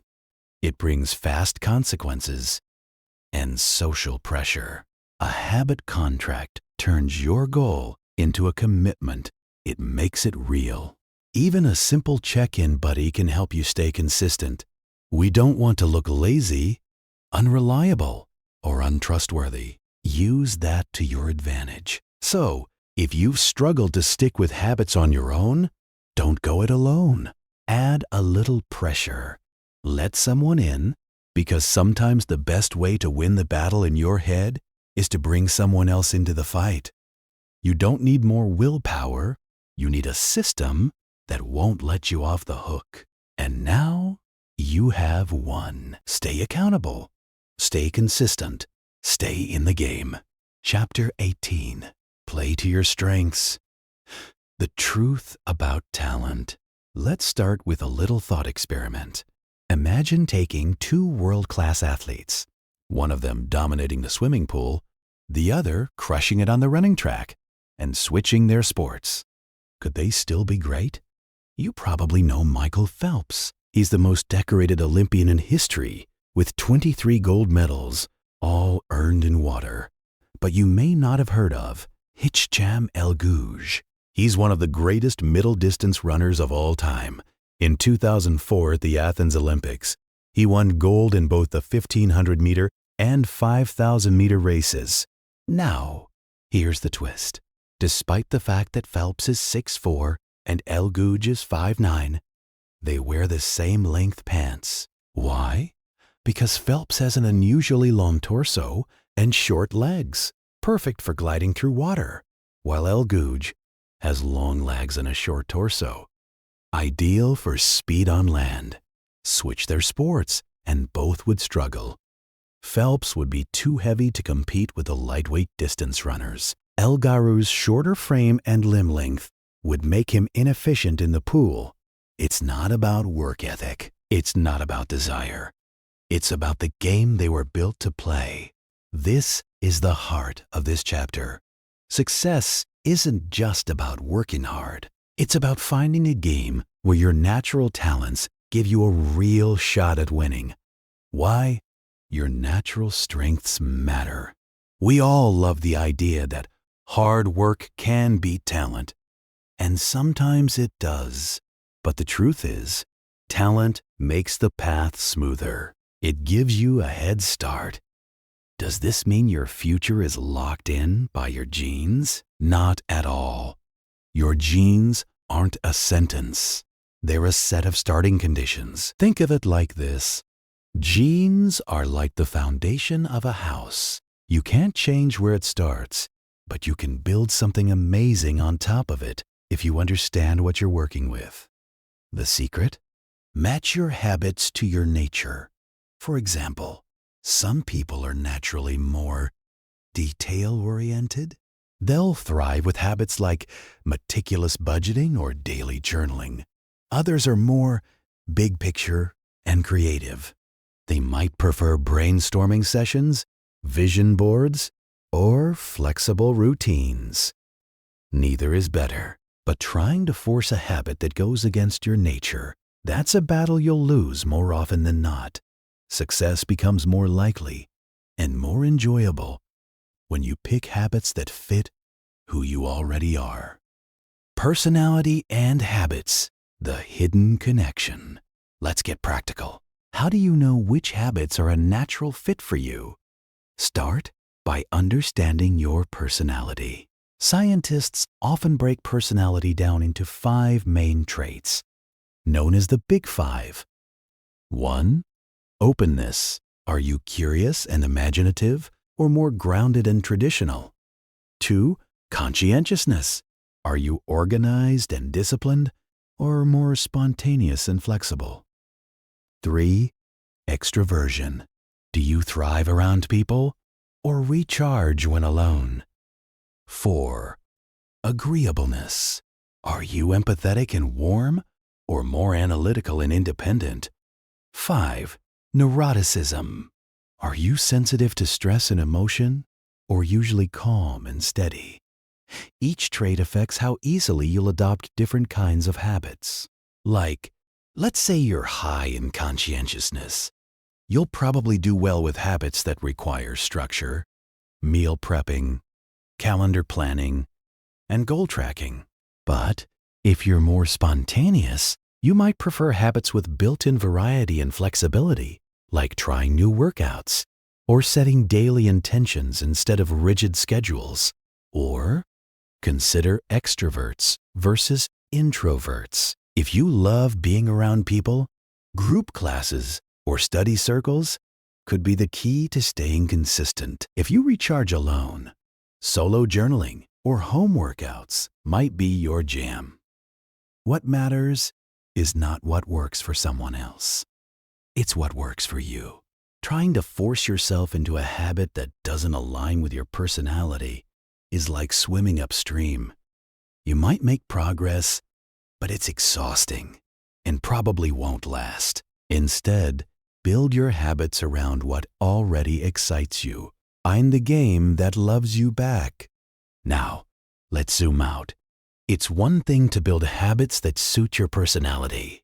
It's another to choose a field, a project, a career, or even a side hustle where your natural strengths shine. You don't need to be the best at everything, but you should aim to be in the top 25% at something that matters. That something will be easier to find if you explore your natural patterns. Ask yourself, what feels like fun to me, but work to others? Maybe you love organizing closets, designing websites, or talking to strangers. Things most people avoid. That's your edge. Where do I lose track of time? This is flow, the state where effort feels easy and hours fly by. Where you feel most alive. Where do I outperform others with less effort? You might have a skill that feels ordinary to you, but amazes other people. That's not luck. It's a clue. What comes naturally to me? Forget what society tells you. Tune in to the work that just feels right. When you stack the deck in your favor, by choosing a game that rewards your personality and skills, staying consistent becomes easier. You'll enjoy the process more, and success will feel like less of a grind. Explore, then exploit. Here's a practical way to think about finding your strengths. First explore, then exploit. Try new things, especially early in your journey, whether it's a career, a fitness plan, or a creative pursuit. Give yourself permission to experiment. Sign up for that class. Try that side hustle. Launch that small project. But once you discover what clicks, double down. Tech companies use this principle too. Google encourages employees to spend 20% of their time on passion projects. That's how Gmail and Google Maps were born. In your life, you might find that writing, podcasting, or helping people manage their money comes naturally. Once you find that thing, focus your energy there. Use the 8020 rule. Spend 80% of your time doing what works and 20% testing out new opportunities. This keeps things fresh without losing momentum. When you can't win by being better, win by being different. Here's the hard truth. Not everyone is born to be the fastest, smartest, or strongest. But that doesn't mean you can't win. You just need to change the game. Scott Adams, the creator of Dilbert, isn't the best artist. He's not the funniest comedian, but he's decent at both and also understands business. That combination makes his work unique. You can do the same. Mix your strengths until you create something original. Let's say you're a decent writer, okay at photography, and love fashion.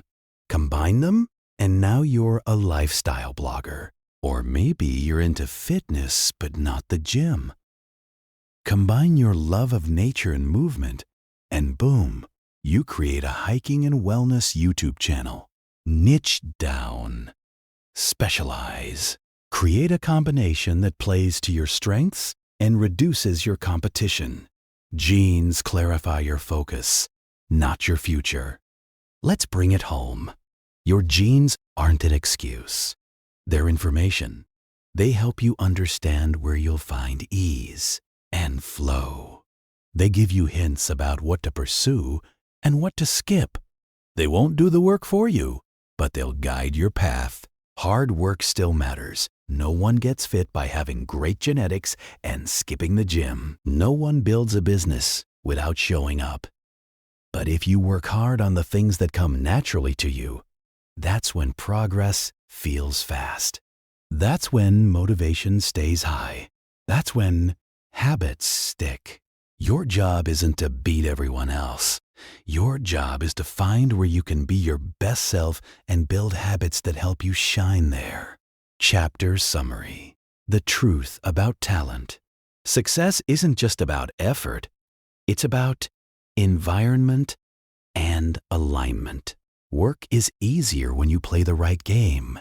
Your genes are not destiny. They simply point you toward areas where you're more likely to thrive. Build habits that match your personality. This makes them easier to start, enjoy, and sustain. Explore different activities, then double down on what feels natural and gives you great results.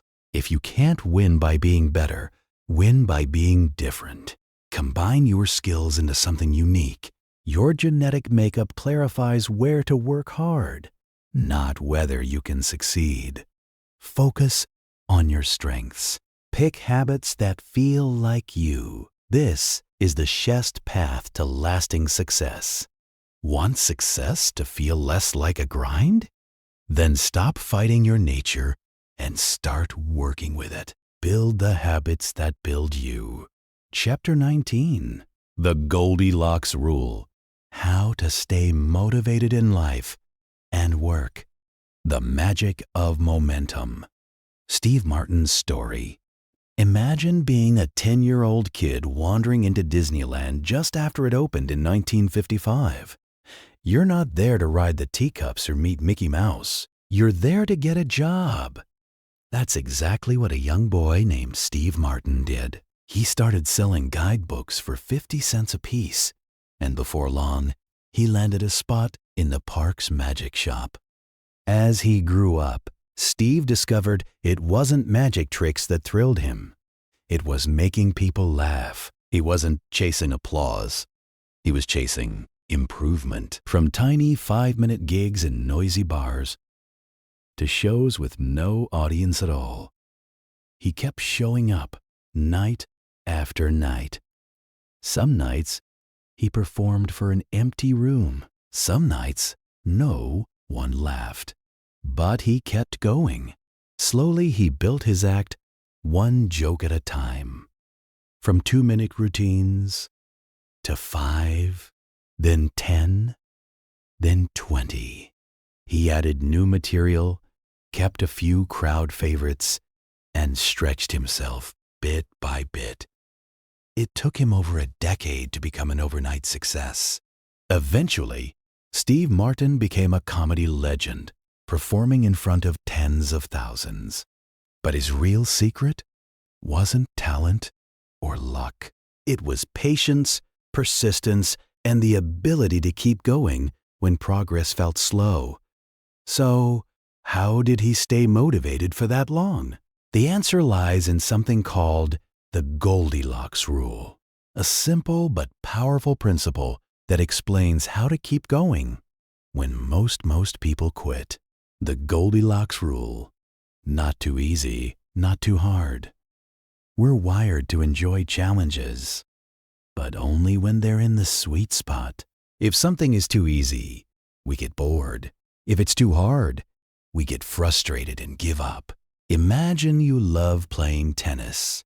If you play against a 4-year-old, you'll win every point and probably get bored in minutes.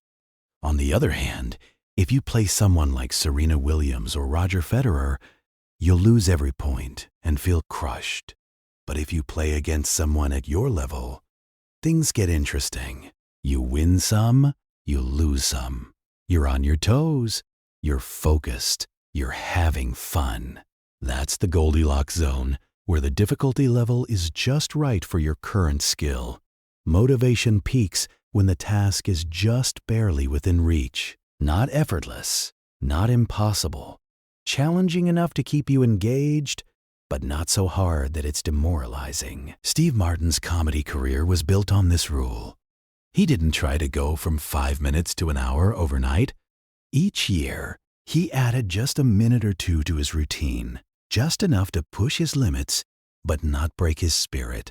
The power of progress and flow.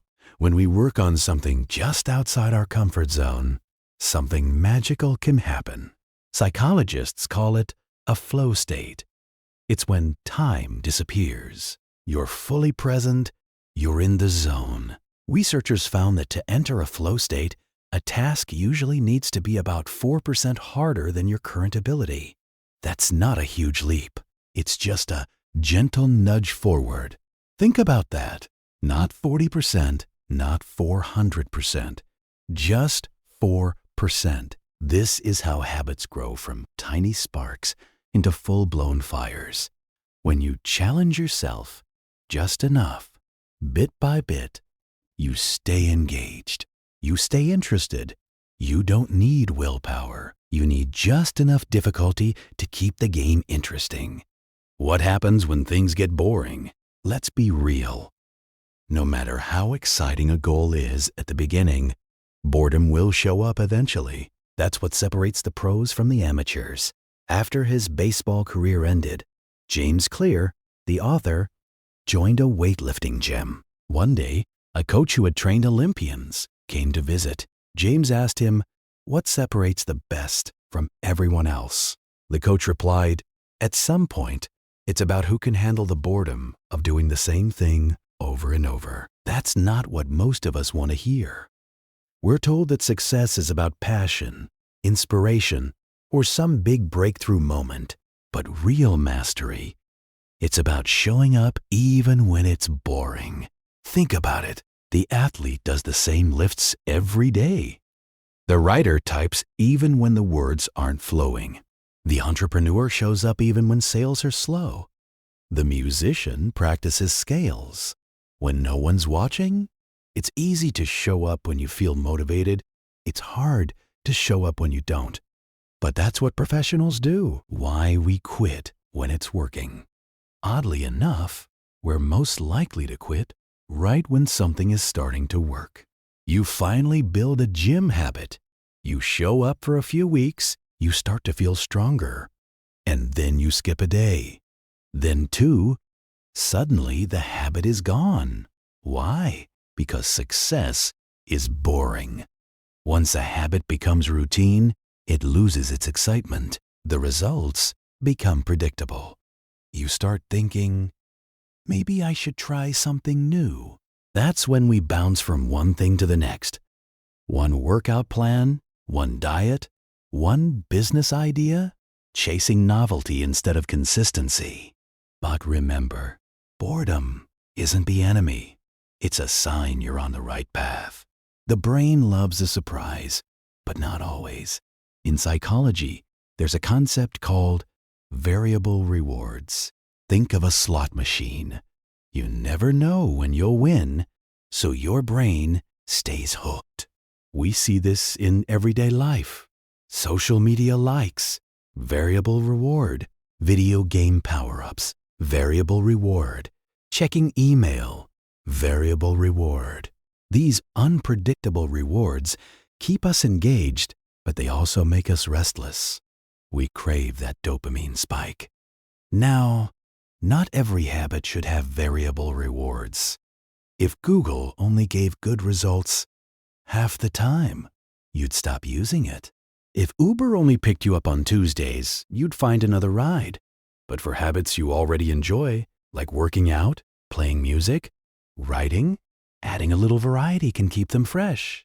Change the workout, switch the instrument, try a new prompt, keep the core habit, but play with the edges. H. Fall in love with boredom. Here's the truth. No matter what your goal is, losing weight, building a business, becoming a better parent, there will be days you don't feel like it. Days you want to sleep in, days you want to skip practice, days you want to quit. That's normal. But if you only work when you feel like it, you'll never get very far. Consistency beats intensity. Professionals stick to the schedule. They don't wait for inspiration. They show up even on tired days, even on bad days. David Kane, a meditation teacher, tells his students, "Don't be a fair-weather meditator." That advice applies to everything in life.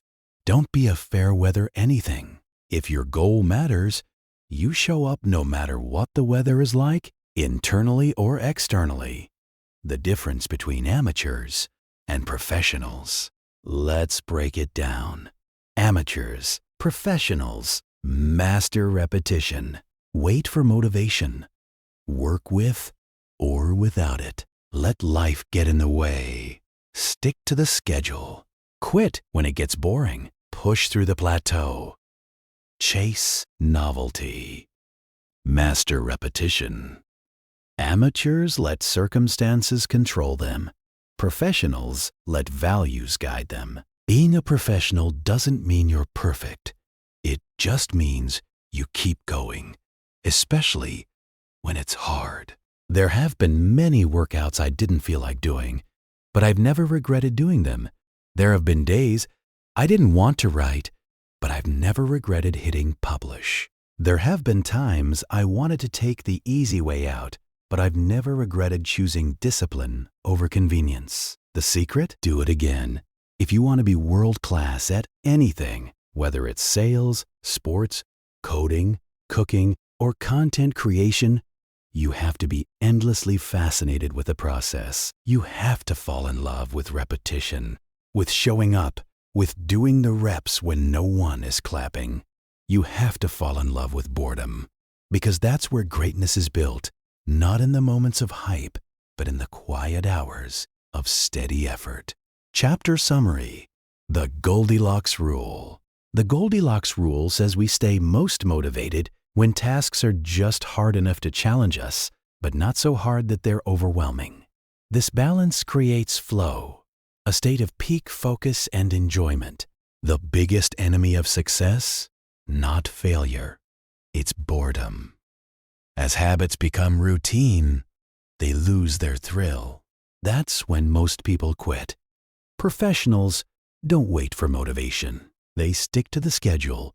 Fall in love with the process, not just the outcome. If you want lasting success, you have to learn to show up even when it's hard or boring. Remember, consistency wins. Show up, do the reps, get a little better every time. That's how greatness is made. Chapter 20: The Hidden Trap of Good Habits. How reflection keeps you growing. Why habits are a superpower.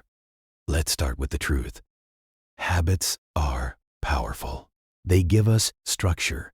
They help us build skills, reduce mental load, and perform better over time. Just think about driving a car. At first, you're white-knuckling the wheel, overthinking every move. But after enough repetition, you can cruise to work while sipping coffee and planning your day, because the basics are automatic.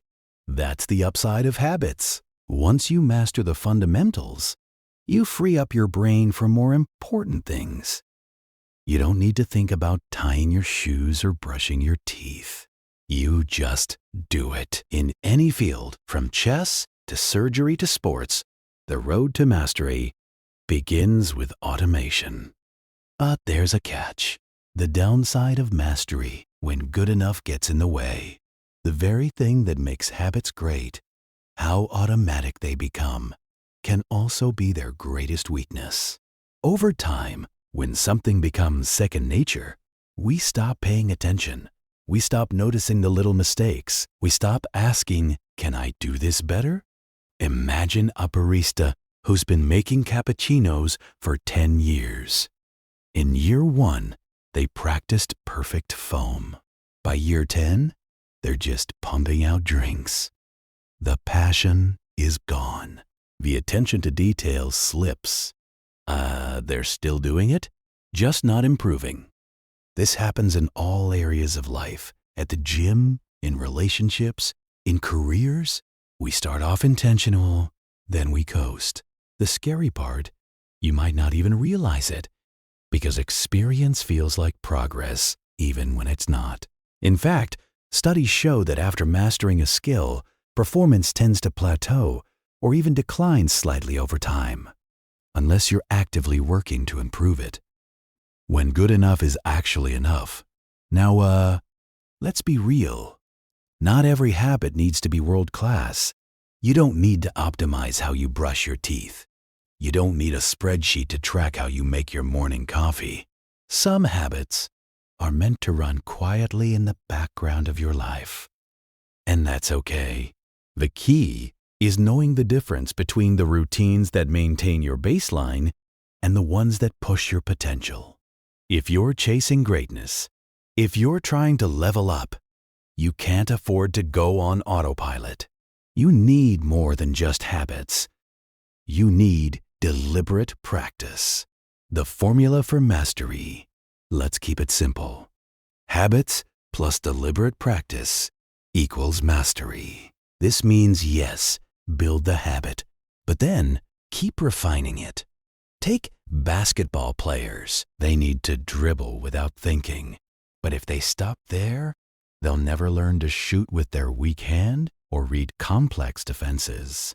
Likewise, a surgeon must master, but that's just the starting point for handling real-time decisions in the operating room. Mastery is not about doing everything at once. It's about stacking skills layer by layer. Focus, automate, refocus, level up. It's a never-ending loop, but it's how excellence is built. The Lakers' secret weapon: reflection and review. Let's bring this idea to life with a real-world story. In the mid-1980s, the Los Angeles Lakers were one of the most talented basketball teams ever. They were fast, flashy, and full of stars like Magic Johnson. But in the 1986 playoffs, something strange happened. Despite a stellar season, they didn't even make the finals. Head coach Pat Riley was done hearing about potential. He didn't want highlight reels. He wanted consistency. So that summer, he created something radical: the Career Best Effort Program, CBE. Here's how it worked. 1. Establish a baseline. The Lakers tracked each player's stats all the way back to high school to figure out what their normal performance looked like. 2. Set the goal. Get 1% better. Each player was challenged to improve their average output by just 1% during the season. 1%. Tiny improvements done consistently. 3. Track everything. Players earned credit for the obvious things: points, assists, but also for the gritty stuff: diving for loose balls, helping teammates, hustling. Mistakes like turnovers were subtracted from their score. Each game, every player got a score. Riley didn't just compare them to themselves. He compared them to their peers across the league. And you know what happened? The Lakers won the NBA championship the very next season. Then, they won it again the year after that. Feedback equals growth. What made CBE powerful wasn't the data. It was the feedback loop. The Lakers weren't guessing whether they were getting better. They knew.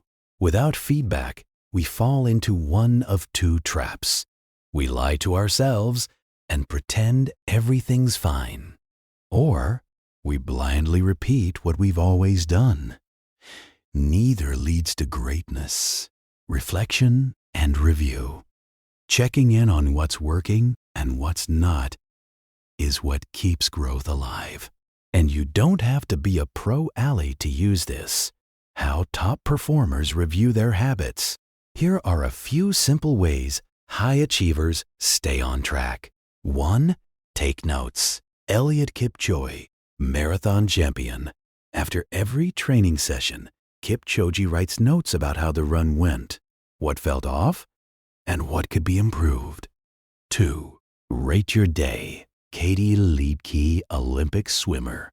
Ledecky tracks her sleep, food, and training every single day. Her coach then reviews it weekly and offers feedback. 3. Test and tweak. Chris Rock, comedian. When Rock works on new material, he hits small clubs, brings a notepad, and adjusts his set based on crowd reactions. Number 4. Decision journals. Investors and executives. Many leaders write down the decisions they make, why they made them, and what they expect. Months later, they revisit those choices to see what they got right or wrong. You don't need fancy tools. You just need to ask better questions. 2 simple tools for self-reflection. Let me share the 2 practices I use in my own life. 1. Annual review. Every December, I ask myself, what went well this year? What didn't go so well? What did I learn? Then I track key habits like articles published, workouts completed, places visited. This gives me a clear picture of where I've been and where I want to go. H2. Integrity report every June. This one is more about values and identity. I ask, what are my core values? Am I living in alignment with them? How can I raise my standards moving forward? It's a reset button. It reminds me who I want to be and whether my habits are helping me become that person. Combined, these 2 reports take just a few hours a year. but they've been game changers for my growth. Don't let your habits define you. Let's take this deeper. When we repeat a habit enough, it becomes part of our identity. I'm a writer. I'm a runner. I'm a founder. I'm a soldier. That can be empowering, but it can also become a prison. Why? Because when you're overly attached to an identity, you resist change. You defend your weaknesses. You cling to the past. You stop growing. Think about the teacher who refuses to use new technology, or the band that never evolves after their first hit album, or the CEO who can't let go after selling the company. The world is always changing, and if your identity is too rigid, you get left behind. Keep your identity flexible. The solution? Don't tie yourself too tightly to one label. Instead, build identities that are flexible and resilient. Here's what that looks like. I'm an athlete.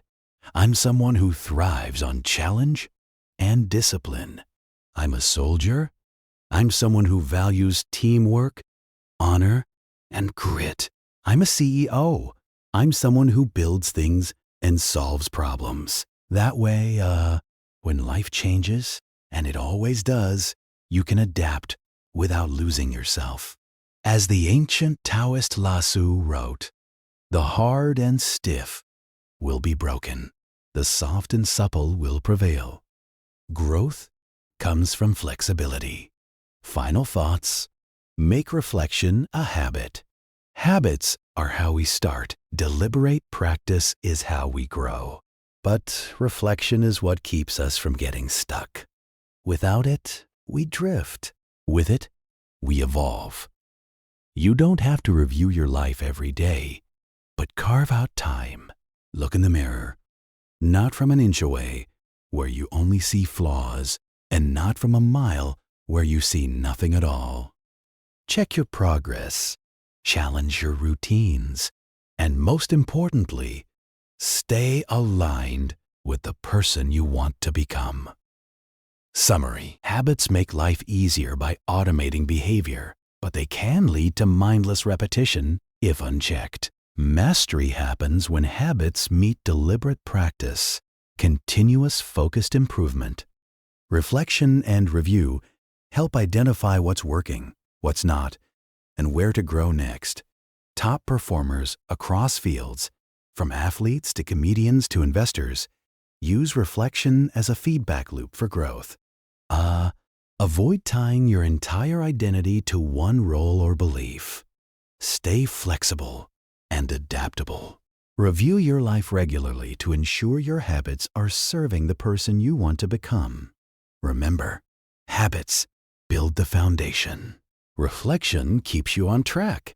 Deliberate practice takes you to the top, one coin at a time. Let's start with a simple question. Can one coin make someone rich? Sounds silly, right? Obviously not. But what if you gave someone another coin, and then another, and kept going? Eventually, they'd have a fortune. So at some point, you'd have to admit just one coin did matter. That's exactly how tiny habits work. One small change might not seem like much on its own, but stack them up, one after another, day after day, and suddenly everything looks different. That's the real secret behind lasting change. Not one huge leap, but a quiet, steady march forward. The hidden power of small wins. When you first start a new habit, like reading one page a day, walking for 5 minutes, or journaling every night, it might feel pointless. It's so small. You might think, what's the point? But the truth is, these small wins are seeds. They don't grow overnight, but give them time and they blossom. Imagine adding 1 grain of sand to a scale every day. At first, nothing changes, but eventually, that scale starts tipping in your favor. That's what happens when you commit to small, consistent improvements. One habit becomes 2. 2 become 10. And before you know it, you've built a system that works for you, not against you. Not real success is a process, not a goal. Think about the most successful people you know: Olympic athletes, top performers, business leaders. What do they all have in common? It's not luck. It's not talent alone. It's consistency. They didn't wake up one day with everything figured out. They showed up. They put in the reps. They got 1% better over and over again.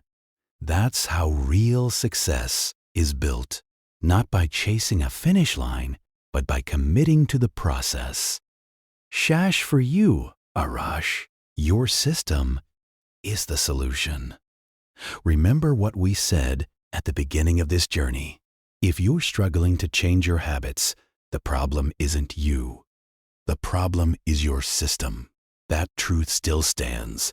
Bad habits don't stick around because you're weak, or lazy. They stick around because the system supports them.